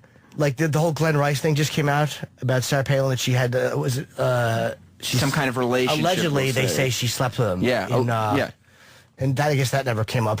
You never came home and found menthol cigarettes and Funyuns laying around the house? No, I didn't, no. Okay, but there was no indication that she had any kind of a hookup with athletes? Not that I've seen, no. All right, and we feel bad kind of because we talked to, it sounds like we're really trying to just attack Sarah Palin, but that is what the book is. You have firsthand knowledge, and you because she attacked him brutally. So this is more like him saying, "Well, look, not only is this not true, but this is what is true." Yeah, that's a fair point. And you said at one point, girls think that she had a cougar thing for you, and that was coming from girls you knew. Yeah, that was coming from not only girls, but a lot, some of my guy friends too. That was definitely an issue that everybody kept bringing up, but I never seen it till No, I mean, I still don't really believe it, but I mean, it's. What a lot of people have told me. That she kind of wanted to... Maybe. I don't know. Kind of gross, but... Really? I guess so. If your girlfriend's mom. I mean, from my point of view, I'd probably do it just for the credit. Just to go on Twitter. All right, the book is called Deer in the Headlights, and you're very forthcoming in the book. You're very honest in the book, and I love the stuff you said. Whether you like or don't like Sarah Palin, I mean, this is coming from somebody who has intimate knowledge of her and is saying exactly what he wants to say. It's called My Life in Sarah Palin's Crosshairs. And the 29th, there's a signing at Barnes & Noble in Alaska, Anchorage. Yep. And, I'm sure that will be promoted there. And thanks for coming in, man. And I really, honestly loved your book. Thank you. All right? We'll go to break. Sirius XM. This is the Opie and Anthony Show. Yeah, it is. We're back without Opie and Anthony. It's They're me in and Jim. court. Yeah, we actually we have a little update. I guess we should play a sweeper if we're going to do the update, Yeah, right? quick update, sweeper, yes. Autogate 2011. Oh, shit. I love Sandy Kane drums. Twatogate? Yes, they're in the courtroom. Opie and Anthony are getting sued by a performer who is in her 70s, I think. This was a growth by her vagina. Who has, a genital wart near her vagina we named Twato. Because Opie broke her guitar a year and a half ago, and so she decided to sue Opie and Anthony. So that's why For they're not here what? today. For breaking her guitar and for Anthony shooting bullets into her hat. He took her hat to a range. They stole her hat allegedly. Allegedly. And he allegedly shot it at a shooting range. I'm sure he probably filmed the whole thing as he was doing it, right? Yeah, well, yeah, it's actually there's photos of it. Allegedly. Yeah. So Kenny called in while the Levi Johnston interview was going on. But obviously we couldn't talk to him, and now we can't get a hold of him because he's in the courtroom. Any update from Kenny beyond that? I said, is there anything you could at least text me over the phone? And he goes, we are in the halls of justice. Okay, so they're in the halls of justice. And Opie Justice is being served. Yes. There's no such thing as justice. I've been there. Opie just tweeted that they have entered the courtroom and no sign of Sandy Kane yet. Okay. We will continue. Maybe it'll just get thrown out. Maybe. If she doesn't show up, probably, yeah, definitely. We'll continue. Maybe she's not. I mean, you said with, she's like 80 years old or something. With Twattogate coverage. Twattogate 2011. Sometimes a woman needs to be raped. Oh, Jesus. Hey. I feel that same way about men's asses. Which is why this time I decided to wear my penis. Brittany Andrews is back. Yeah, we had Brittany is back with Kristen, and they were. I'm the only one here I'd like to mention without penis. Yeah. Yeah, you really are. That's right. She's the only straight up pussy in the room. That's right. But you have a little pink penis. That's not very threatening. It's almost. It's not. Looks It's like it's my Brittany Andrews strap-on starter kit. Looks like Japanimation. Because I know that you're a little slut, but what about taking you down over there? No, I mean, I have so much to do over here. Yeah, that I can't, yeah. That's the only problem. You know what? Actually, the good thing about it is I could still do it while you get everything else done. Well, I just don't know if I could. It's a slip-on. It's a slip-on tool. Yeah, you know? no, I just don't know if I Slip could it in, handle. Yeah, you could. all It's a the- small. That's why I wore the small. It's the starter kit. It's What? a Brittany Andrews strap-on starter kit. I appreciate you doing that, but the problem is that we left the last portion of our interview unanswered. And I Which feel was like that? You What part? You were just about to talk about what you would say to humiliate a Oh, man. exactly. When you well, were... bend over, bitch, and we'll start. Okay, well, no. See, the thing is, what I like about a strap-on, I've never been fucked with a strap-on. You haven't? No. Get out of here. No, my ass just won't. I've tried, but my ass is just too. It just doesn't happen for me physically. Oh, you know, I can shove. I've raped over like 1,000. I'm not saying that an object couldn't be forcefully shoved into my asshole. but I'm saying- If you're doing it for enjoyment purposes, it has not happened for him. Exactly. Right, but I mean, like, that's my point. Like, this is really my strap-on, my starter kit that I always start with it's everybody very that's soft. never... Yeah, exactly. That when people haven't done it before, this is the one that I always use. And I've never not been able to... with proper spit. I'm grabbing the one that everyone No, this has is used. this is a brand new one, babe. I like this. If I'm going to look at a I girl put it in the dishwasher. If I'm going to look at a girl so- with a strap on, I like her to be like naked. I like the straps the way they fit around a girl's ass. There's something sexy about a girl. It's not even the dick part that's I was sexy. about to ask you, what about the dick part? but that's sticking out? honestly. He's like, no, really. It's all about the straps around the ass. It's like, baby. There's something really It's the fucking big sexy. black cock that's just looming in front of your face. I never that you had a love. black one in front of me. You haven't? No. I was going to bring my black one, but actually I wasn't going to bring a penis at all. And then as I was like running out the door, I was like, just in case I might want to wear it. Yeah, that's the way it Because is. you know, the It's an thing about it accessory. is like I'm really attached to my penis, but my penis is not always attached to me. I understand. I see. Yeah. I understand. I'm kind of sad about that. I would love to be a hermaphrodite. You would. I so would. It's a great bumper sticker.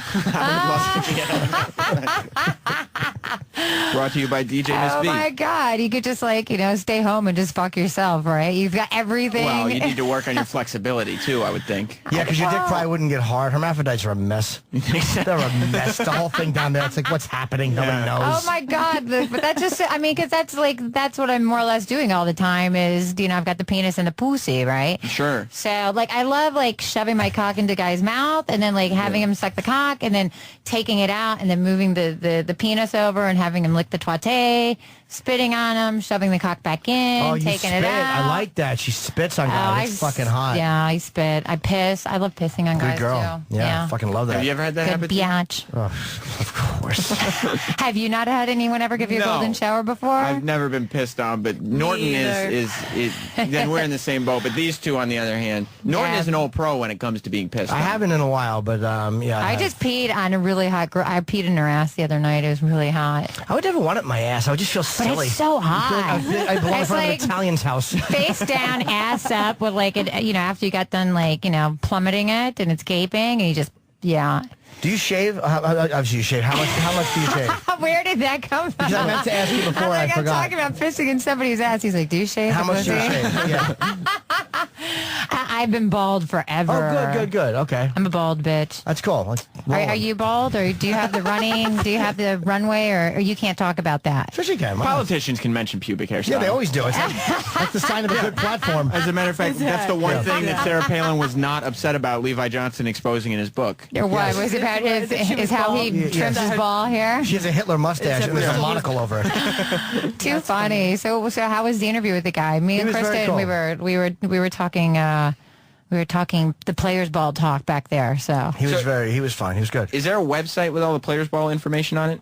No, not at this time because it's our first one, but we are planning on, doing it on a more regular basis. So we also, are you going to tweet about it and stuff? Oh, we've been tweeting like nuts. Well, tweeting, Facebooking. You can go to Facebook, Manhattan Madam, or tweet Manhattan Madam. What would you say to humiliate somebody? As we go back. That's a great question. I want to know because to me it's got to be. Well, like I said, I really love small penis humiliation. It's got to be real though. It has to be something. It has to be something organic. You have to be looking exactly. You have to be like looking in the guy's eyes, spitting on him, shoving your hand down their throat. Oh, the hand on the throat. If you were with Jim. And you were being intimate together. Yeah, I just talk about the small penis, man. But would you talk about other men that you had been with? I'd talk about a big black cock fucking me. Yeah. I don't like it goofy either when I'm being dirty. You like the real. Fucking perverted. Just telling you a real you got to be looking into, I'm going to like make him go be a whore for me. Like if a girl ever spanked me. Make him suck cock for me. Yeah. Oh, bring come on. mommy back the money. At a cheap hotel. At a cheap hotel like in the Bronx or something. Okay, and I would go, but mother, where will I get a cab? And then I would say, don't worry about it. Mistress Mommy has got a ride for you, baby. It gets weird sometimes. Yes. Yeah, it does get a little weird. But I always say, I always say unsexy things during it though. Like, all right, so you would say, well, sometimes like when you are role playing, like you just some fucked up shit comes out, and the two of you look at each other, and it's been really intense, and then it's just you crack up laughing because it's like, all right, let's try where it. the hell did that come from? Let's try it a little bit. Because I don't role play much, and I don't understand all right, how but it I works. have to like put him down on the ground and like shove my cock in his mouth. Like that's where we have to start. No, I won't suck it, but I normally would if I. It's brand new though. It's Come still, on, no. It's been in the dishwasher. It's been in the dishwasher. No, you can rub it on my. She's rubbing it on my face, and she's rubbing it on the outside of my lips. But no, I can't suck it. But you can suck it. Well, he just doesn't know where it's been. I can understand that. No, I won't suck a straight one without a condom on it. Actually. That's the one time you'll use a condom when it's not a dildo. When I'm blowing a strap on. But yeah, no, I've done that before. I do actually put him in. I put all my dildos and everything. I put him in the dishwasher. I know, it's great. This cascade on it. Exactly. So when people come to my house, they're like, I don't really want to drink. White Have water any stains on disposable it. like cups we can drink from? A dildo with no spots. That's what you look for. Too all right, funny. so what would you say to me? Like, how would we role play? Like, okay, you start, because I wouldn't know what I was doing. Like, I was just kind of in the corner, sheepish. Sheepish and crying. Yeah. Huh? Yeah. How would you start the role play? I'm not like a very good actress to like do it on Me radio. neither. I have to be like involved in there in the moment. Okay, just kind of what kind of things would you say? You don't have to say them sexy, but what things might you say? Well, I guess it just starts off as you're my dirty little whore, my little fuckhole. Nice language. That's what I would say back. Let me see that ass, my little fuckhole, my dirty little bitch for mommy. Okie doke. Okie doke. Lost the sex. Giving her nothing. I lost the sex. Is that unsexy if I say okie doke? That's when you get slapped and you say, talk appropriately to your mistress. Don't be a stupid little whore. Yeah. Which, of course, we already know that you are. Suck my cock. Things like that. Would you like that? I would like that a lot, actually. Does it look like I give a fuck whether he likes it or not? No, exactly. Hello. No, it doesn't. No, Miss B. No, Miss B. No, it does not. Bend over, OTK. You know what OTK is, right? Over the knee, of course. Exactly. I didn't know And then you know what? didn't know that And either. if you don't act good for your mistress mommy, then you're gonna have a little CBT. What's CBT? CBT is cockball torture. Exactly. I didn't know that either. I can only handle, by the way, No. for the record. Learning a lot right now. Yes, Very, Exactly. very- This is S&M 101 here, Hold people. on, On the Opie and Anthony show. Woo! Yeah. Very light CBT. I cannot handle rough CBT. It's not Yeah, my there's thing. some pretty. Oh my God! I remember I had a guy back in the day on set put a freaking grip clamp on his balls. A grip clamp, you know, like for when you're He wasn't shooting. ever going to have children. Or ever gonna have Definitely not. On the ball And itself? it's so funny too. Like I had this other guy one time that used to come to me and he used to bring a briefcase full of weights. Okay. And he's giving me a hand Wait job. here. Jimmy Wow. Norton is My now twate is getting giving wet. Miss B a hand job on her penis. Well, That Brittany totally Andrews is makes talking. I totally like rocks. I love that. That's so hot. My twate was starting to thump. Jim was giving her a hand job under the table. Yes, he so was. He's playing with But the my way you do it is you have to pink look straight penis. ahead so nobody knows what you're doing. Yeah, Oh, exactly. no, yeah, none of us could see that. It's like, if you can't see me, I can't. Yeah, come on. Oh my God. But yeah, so I had this guy, right, that used to come to me with like a briefcase full of weights. And so he's got like 30 pounds hanging off his frickin' balls. And he goes to me and he looks at me sincerely in the face and he's like, I'm not sure if I'm really into this or not. I'm like, are you fucking kidding me? Who the hell can have 30 pounds of weights on their balls if Yeah. they're not into it? I'm like, dude, you're into it. you're You know, deep. you're deep into it. Exactly. Imagine going through airport security Oh my God, with I had that happen to Write me. that down for your son. I had that happen to me. I was with I had this fuck buddy in London who was like really into it, and I Was his name forgot. Big Ben? Oh, hey, actually, he's like a guitarist with like this famous band. And so I totally forgot I had it in my carry-on, and I was running late, and I was going through security, and they stopped me, and I'm like, what? You know, da-da-da-da. And they're like, you have a fishing bait in your bag here. I'm like, that's not fishing bait. You know, because I'm like in the rush, and they're like, well, what is it? I'm like, yeah, those are weights for cock and ball torture, actually. They're Have you like, ever- all of a sudden they like dropped it immediately, realizing that had been on somebody's penis. Have you ever been with a guy that does characters? Because Yes. a lot of people. I've always wanted to have sex with John Leguizamo. Have you ever? Because, you know, he does like the Asian guy, and I have a huge like Asian fetish. He does the tranny thing really well, and we know I have the tranny fetish, you know, Have and you I ever- love Latins, so I mean, but he runs away from me like I'm the crazy stalking fan or something. Because you talk very rapidly. Yeah. That's why. You don't seem perverted. I'm not saying you're not, but you Right. talk very rapidly. You seem very... Because I haven't slept in like I'm like on sleep deprivation high. yeah. Because I don't know if he wants to, if he's gonna. But Chip Chipperson is a guy who does a lot of dirty talk on our show. He's a Uh-huh. guy. Yeah. So, but like when we've had girls on Pal Talk or on Right. the phone or something, and Chip will like kind of have a little phone sex with them. Yeah, get them all wet and stuff. So it's actually. Puts you to sleep. But no, it's a character I do. I see. You do the character. I thought there was somebody else. You're killing the illusion. Oh, I'm sorry. Yeah. Yeah, nobody knew. Apologize. Uh-oh. Sorry. I just keep looking down at a little pink penis. I don't like the color of it. If it was white, it would be fine. But just What's pink, it wrong looks with pink? It looks matches silly. my hair. It's like a dog's boner. yeah, It come here, matches Rex. my penis. It matches my pussy. Get the mailman. Yeah.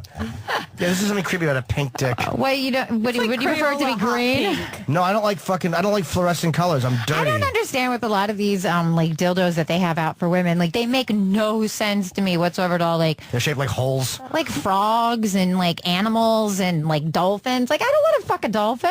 You know? Exactly. Yeah. Like what the hell? I It's don't like, want a pink penis that's in my not mouth. hot. Yes, you do. Don't No. talk back to your mother. I will make you know. Don't even start with me. Your mother is. Hey, talking all right, to you you. going down? Oh no! All right, her hand. Bad boy, bad boy. She just shoved her hand down my throat, which is kind of hot. Did you like it? I did. Because I was going to spit on him, but I thought maybe that might be a little bit of so. I kind of just gave him a whoosh. how would you feel if she spat in your mouth? I probably couldn't until we were talking. Like if I knew her a little bit better, Yeah. I'd allow that. Okay. And then I spit it. Then I shove it in my hand in the mouth, and then spit on it, get all nice and wet, and then it goes in the ass. The hand was deep into his mouth, though. Yeah, that Yeah. doesn't really bother me. You don't Yeah, mind I've got that. his goo. You can see it. That's right. My mouth is pretty clean. Yeah, there it is. There it is. Yeah, but he won't. Okay, so you won't suck the penis that's been in the dishwasher, but the hand that's been on the penis that's been on the dishwasher, you won't put in your mouth. I don't see Or the hand difference. that's been in the ass already, of course. No one says that you're not going to have gubernatorial logic. But it's like the hand is much better than the dick is because you're opening doors the whole time and shaking hands. But again, I wasn't thinking in that moment. You're thinking You were going coming with from the flow, a but sexual. when you look at the fluorescent pink penis, you can't really quite wrap your mouth And you know around what? When it. you're, Is that when you're what you're completely saying? naked, the pink penis is pretty hot, actually. Is it? Yeah, I have pink shoes that match it as well, and my hair is pink as well right now, so it works. What if she was accessorizing with the penis? Would that be? It wouldn't bother me. It's all the mentality that He just does it needs for to me. see the boobs, probably. No, I would love to. Yeah, but it's all the mentality. It's the dominating somebody is not like. Yeah, it's all about. I had a dom one time tell me, "Kneel, slave." I'm like, ugh. No, not a slave, you zilch. And she just didn't know how to read the room. Yeah, exactly. I'm a Like, yeah, fetish I mean, guy. like, Yeah. I like to use the word pet more. My little Slave pet. even slave is okay, but the way she said it was so like fucking cheesy, Well, like somebody doing exactly. a dom impression. Conan the Barbarian. Yes. What did they say? Like dominance, it's like it's not like commanding somebody. It's a being in a sense of commanding. You know, I guess I'm not saying it right, but you know, it's like not making somebody do something. It's making somebody want to do something. Yeah. Yeah, it's That's very, the very difference. subtle, I think. Real domination is very subtle. Someone can put you in that. There's very few people that have ever been able to put me in that really zone where you're high.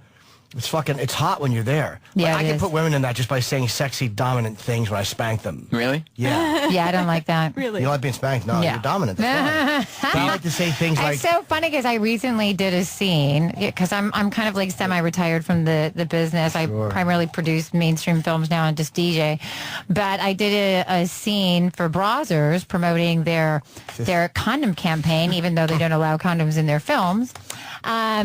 So I did the scene with them, and like, you know, films have become so, with the man being so degrading and dominating towards women. Yeah. Like me and the guy, the entire scene was like me and him fighting.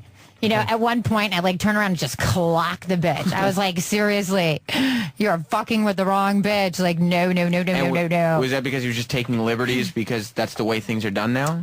Yeah, and I'm just like, that's not the way things are done. Taking liberties, With that's me. real porn talk, Sam. Well, he was taking liberties with the young lady. I think I have a little gubernatorial logic myself. I'll say. Taking Let's liberties. hear it. Let's hear your whole philosophy there. Liberties. That was it. Just saying the word liberties. Like when I dominate a woman, I'll say things like, take that, you. Take that, you bitch. Yeah, I'm going to do this until you have cancer. Yeah, that's not hot. That's not hot, babe. That's how you read the room. Exactly.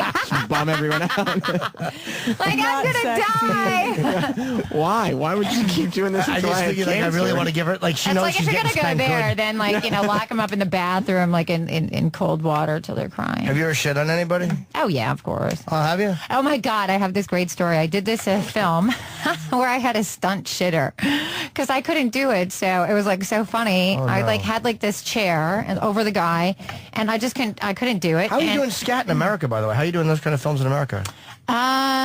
Yeah, you know, it wasn't my production, so. Oh, okay. And the girl that did it is a girlfriend of mine, so I'm not going to say which production it was. I almost did for a second, and I'm like, yeah, maybe not. Was it on a person or was it into an object? No, it was on a person, and so it was like hilarious because she's like, "Oh, don't worry about it. Just get your ass off of there, and I'll do it." Right? So I'm like, "Okay, cool." So they cut the shot.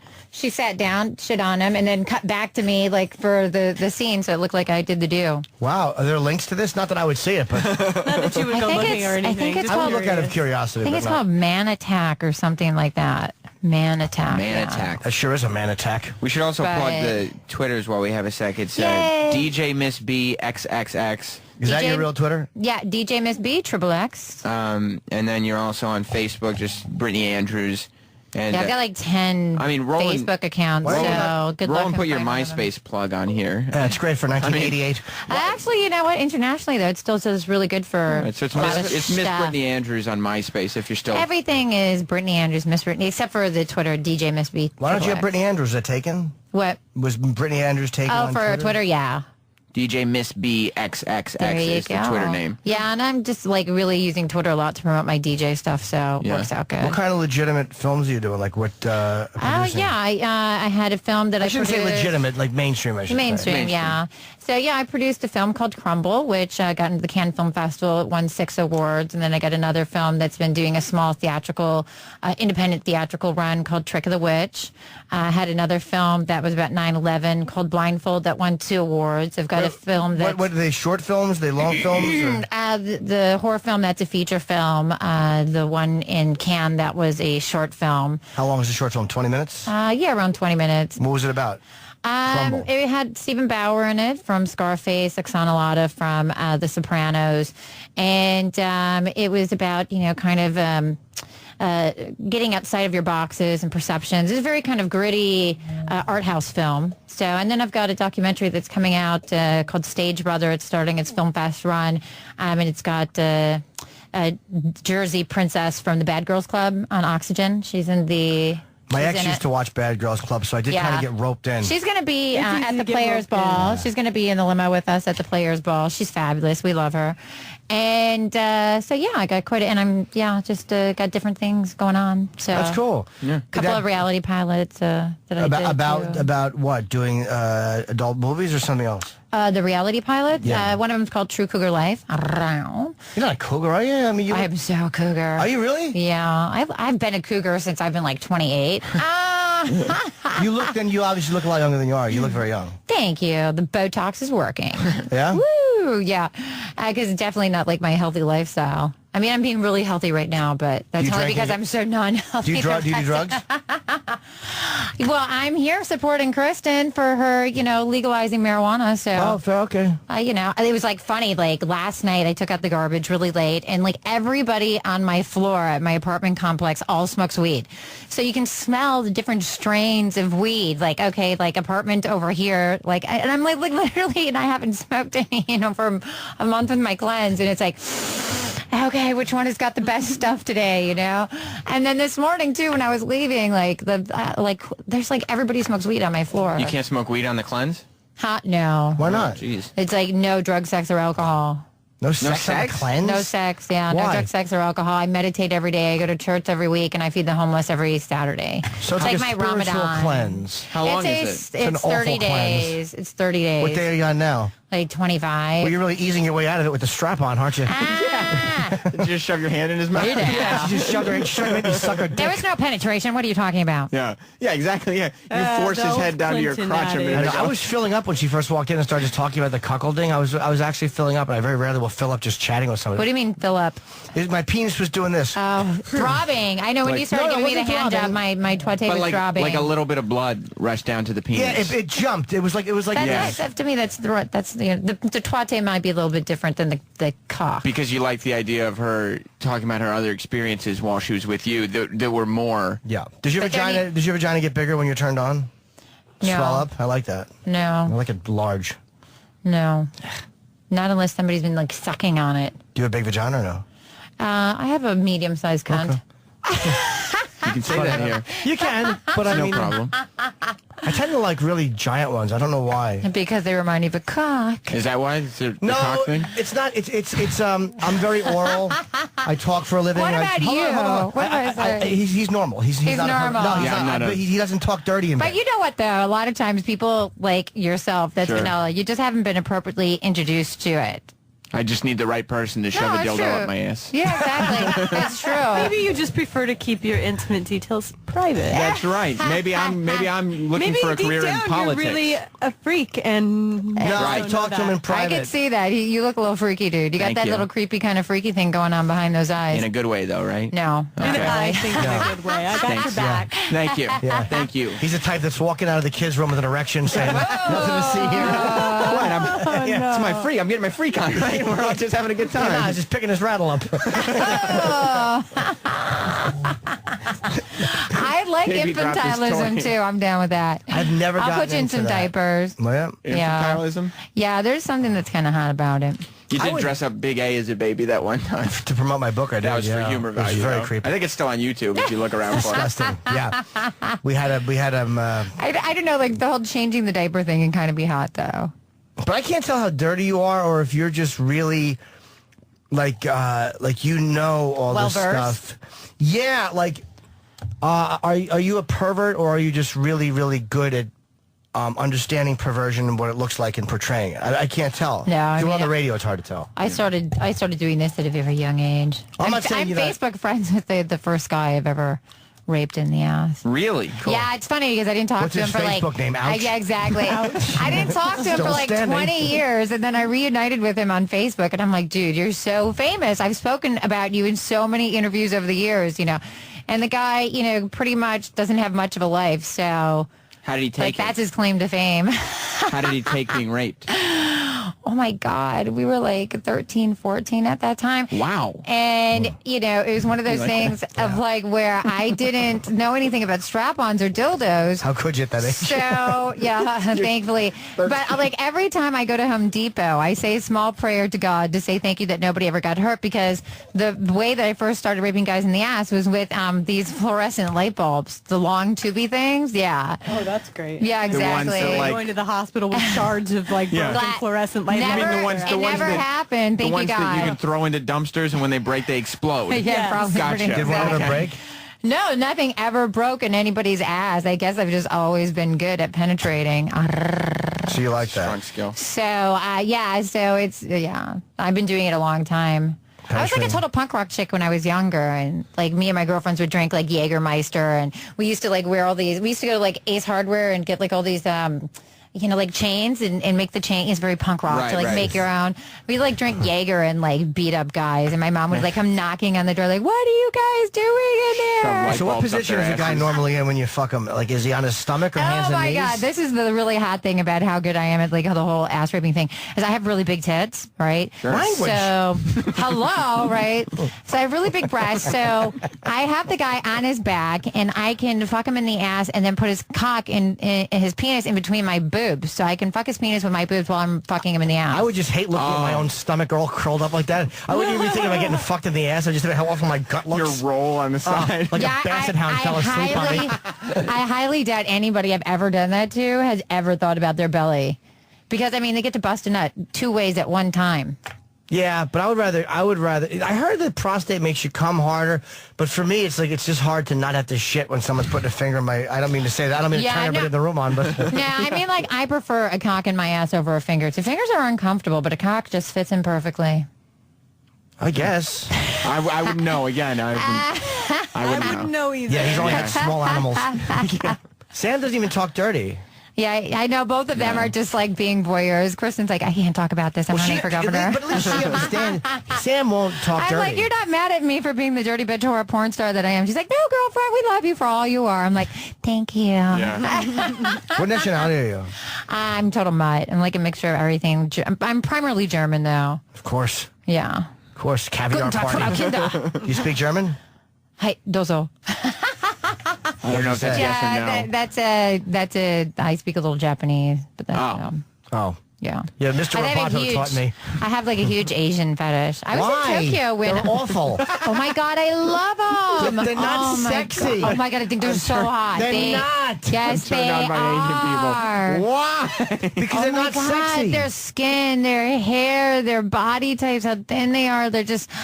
Their asses, I mean, everything. Yeah, what asses? Oh, exactly. My God. Oh, my They've God, the got, same like, hair on every little one. buttholes you've ever seen. Really? Oh, my God, and their skin is so soft, and their bodies are just so... You like a billion hairdos all the same? I understand liking somebody slim. That's one thing. Yeah, I love, like, Japanese guys. Like, I love Japanese guys with long hair. Well, they probably love you, too, because you're a big blonde dom. They so do. They fucking must crave you. I had this Japanese slave boy for, like, almost a year.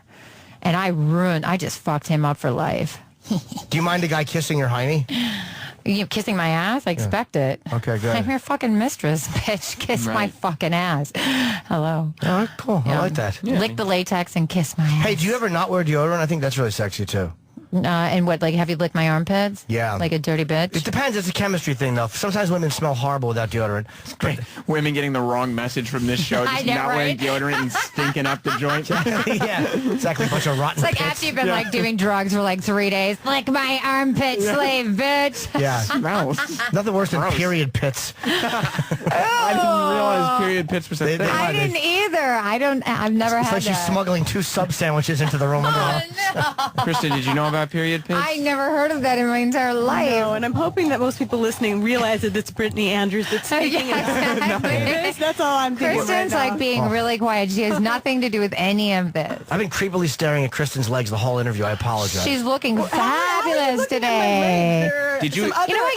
Your legs look really good, though. It's easier. I want to see your ass so bad. Me I too. swear to God. I've looked there too. You have really great legs. I'm you. thinking you must have really nice butt. Like, we need to like find a way, because she's running for governor, so she Yeah. can't be naughty. But we can like do something like at a swimming pool one time, at the beach. Did you hear? I got to see that ass, because I mean, I'm obviously an butt ass bikini. It's all woman. about the So scrunch She has butt legs for what's a days. scrunch butt? It's like the bikini that's it's a scrunch and it's got a seam in the middle and it pulls your butt up. Oh, I need Makes one your of butt look those. 10 times better. Yeah, I just want to get the implants. Do you wear thong underpants? No, she wears My penis is a thong underpant. Oh yeah, it kind of is. It is totally. Those are very sexy material pants that you're wearing, by the way. Thank you. They're What's like the- spandex. I like that. It's a throwback to the 80s, babe. Yeah. Woo. When you're a DJ porn star, you can get away with it, though. Fantastic. So tell us again about the party. The party, it is called the Players Ball, and we are encouraging everybody to come in their best pimp and hoe ensemble. Are you guys gonna be pimps or hoes? I don't know. That one's a That's hard a difficult question for me to answer. I'm a combination thereof, right? Yeah. I'm I'll coming pimp as a bitch myself, out, but so I'm a I think hoe that as well. says enough. which would Exactly. be The pimp. Manhattan Madam herself. So yeah, and it's going to be at 92 Ludlow, and that is at Hotel Chantel, and it is Friday night.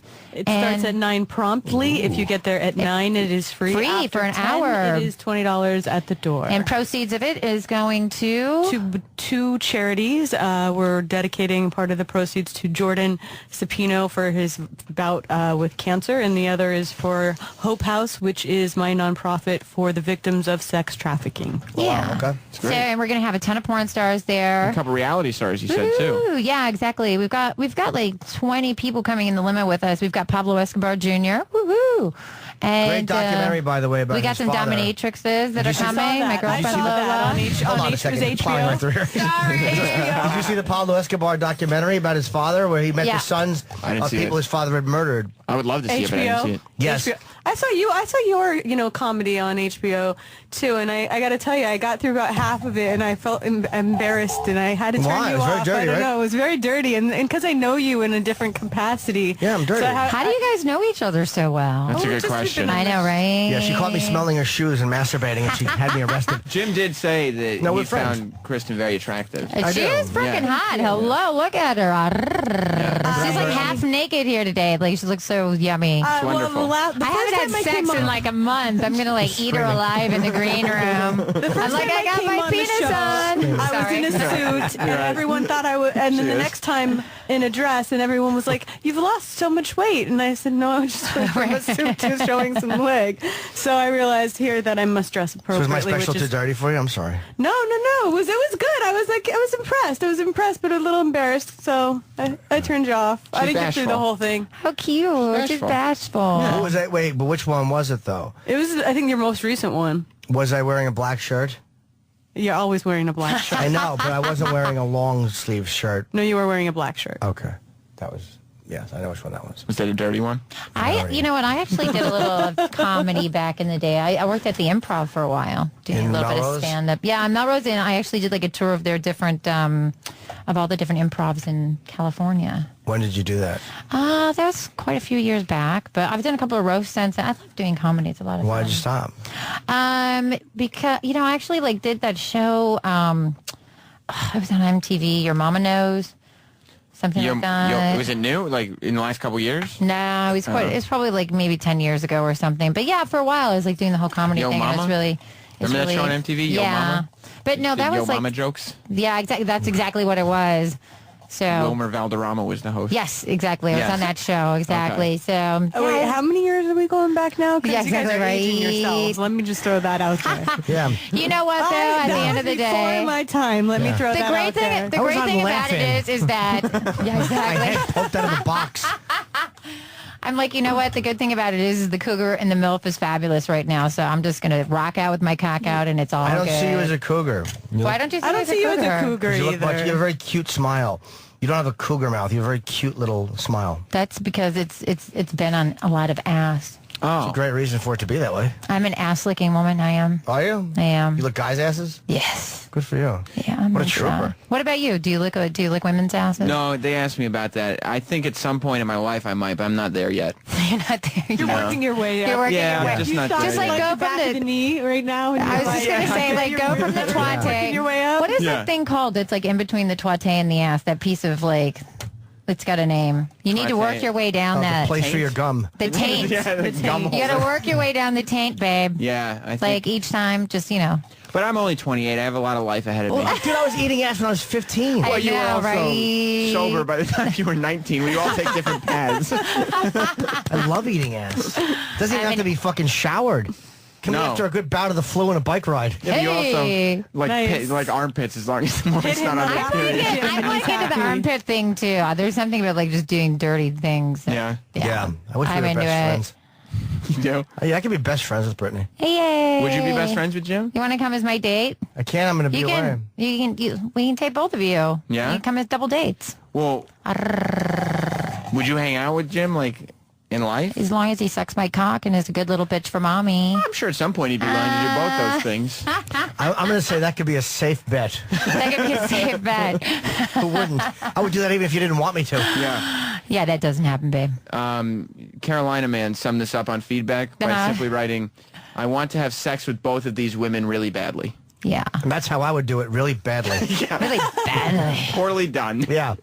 I always get the ass. I love DPing, but I always get the ass. You do. Have you ever DP'd a girl with another girl? No, I have not. Me and my friend Porno Dan used to do that all the time. He'd take the twat and I'd take the ass. This porno Dan Mm-hmm. sounds like he's done a lot in his Guy life. sounds like a real Svengali. Yeah. He sounds like he's got game. Well, we used to co-produce stuff and travel all over the world together, and man, he will fuck anything, like anything. That is Anything. not a bragging point. Yeah. That is not a bragging But point. it's interesting. It's a like, resume booster. It's like interesting It's to his see like name, what he Dominic will do. Strauss-Kahn. I'm sorry. No. Like, and he can like be on any type of substance, and he still will get it up, and he will have sex with anything. So I mean, just saying that it was always interesting. Yeah. Yeah. Traveling around the world with Porno Dan. I yeah. can't always get an erection. I have to He kinda can get in the always get an erection, and it's like, really? You know, I Like, hear he did like an 8-ball, and the bitch is like ugly behind the bar, and he's like going for the gold. It's like, really? wow, they say pomegranate juice is good for erectile dysfunction. Yeah, some guys I are tried just that, but then they like said you have to drink it. I'm like, some guys are just like really good woodsmen. That's what we call it in the business, good woodsmen. But nowadays they have Viagra. I mean, Drink a back lot in of the day when I best first woodsman ever. back in the day when I first started, they used to have to like shoot up their penises with needles. Camera jet. Yeah, because it's like the things that the people that are handicapped would use. What about But now it's Rams. Wait. well, no. they like did like a lot of broccoli, like Peter North for the big busted nut scenes, right? I thought there's vitamins. Well, it's always been said that it's broccoli. He's probably just lying so people fart on set. Yes. He doesn't want to give away his secret. He doesn't want people to know because he wants to have the big lows. So what do you think? Wait, who's the best performer ever? Who do you think is the best? The guy that could? I'm going to guess Nacho, but who would you say? I'm not really amused by porn guys. No, but I'm saying, who do you think is can fuck under any conditions? Yeah. Oh, like my friend Porno Dan more than anybody else I've ever met. Is he in movies? Yeah. Oh, okay. He produces films. I mean, the guy can do so much drugs and his dick will still work. I mean, that's a real And he'll talent. fuck That's a great And he'll fuck anything. That's a great mean, video testimonial. Yeah. He can do so much drugs and his dick will still work. That's like a late night infomercial. Yeah, and like with a really ugly bitch, it amuses me completely. It's fantastic. That's talent. All right, well, I guess we did That's it. true porn talent, man. Yeah, if you Our want show is over. If you want to get all the info, you guys will be tweeting it, right? Yes, we will. DJ Miss B Triple X, please Yeah. sign up. Manhattan, madam. It's Manhattan Madam. Is it Manhattan Madam? Twitter.com, Manhattan And Madam. it's DJ Miss B XXX. Yes, the word exactly. triple is not there. It's DJ Yeah, Miss exactly. B Thank you. XXX on Twitter. DJ Miss B Triple X, and I've always got really fun stuff on Twitter. Lots of pictures and And then go to the party because you may Go to end the up party. banging someone. Chantel, 92 the Ludlow. party. Yeah. I have to plug a gig at Tampa, Florida. I'll be at the Improv 29th of September through October 1st. And then Pittsburgh at the end of, I think, next month. I think. Or is it this month? No, it might be this month. Well, this is the end of this month. Right. September. It's in October. I'm in Pittsburgh then. I just wanted to say a super duper thank you guys for having us on today and Yes, letting us thank promote our you. party You're and our welcome for Twitter coming. and I hope you guys can make the next one. Yeah, definitely. And we can do like a big, costume party and you can MC it with me or something. And I would like give to out dress some up- free prizes. I'll dress up as Uncle Paul. Exactly. You can be my bitch. You can be my whore, and I'll be your pimp. I'm going to make you do dirty things with the glory hole in the back in the bathroom. Sounds wonderful. Yeah, that's what I want to do. Well, Jim, thank you for coming in and carrying me through this. Oh, it was a good time. Thanks to Levi and his book is Deer in Headlights. Yes. My Life in Sarah Palin's Crosshairs. And I guess we will see you tomorrow with the two, hopefully not convicted fucking creeps, Greg and Tony. Will be back. We got a big update. Oh, do we? No. We will have a big update tomorrow, yes. There's still nothing. I guess they're still in the courtroom. All right. So we'll see you tomorrow. See you tomorrow. Bye. Thank you. Sirius XM. Sirius XM. Yeah. This is the Opie and Anthony Show.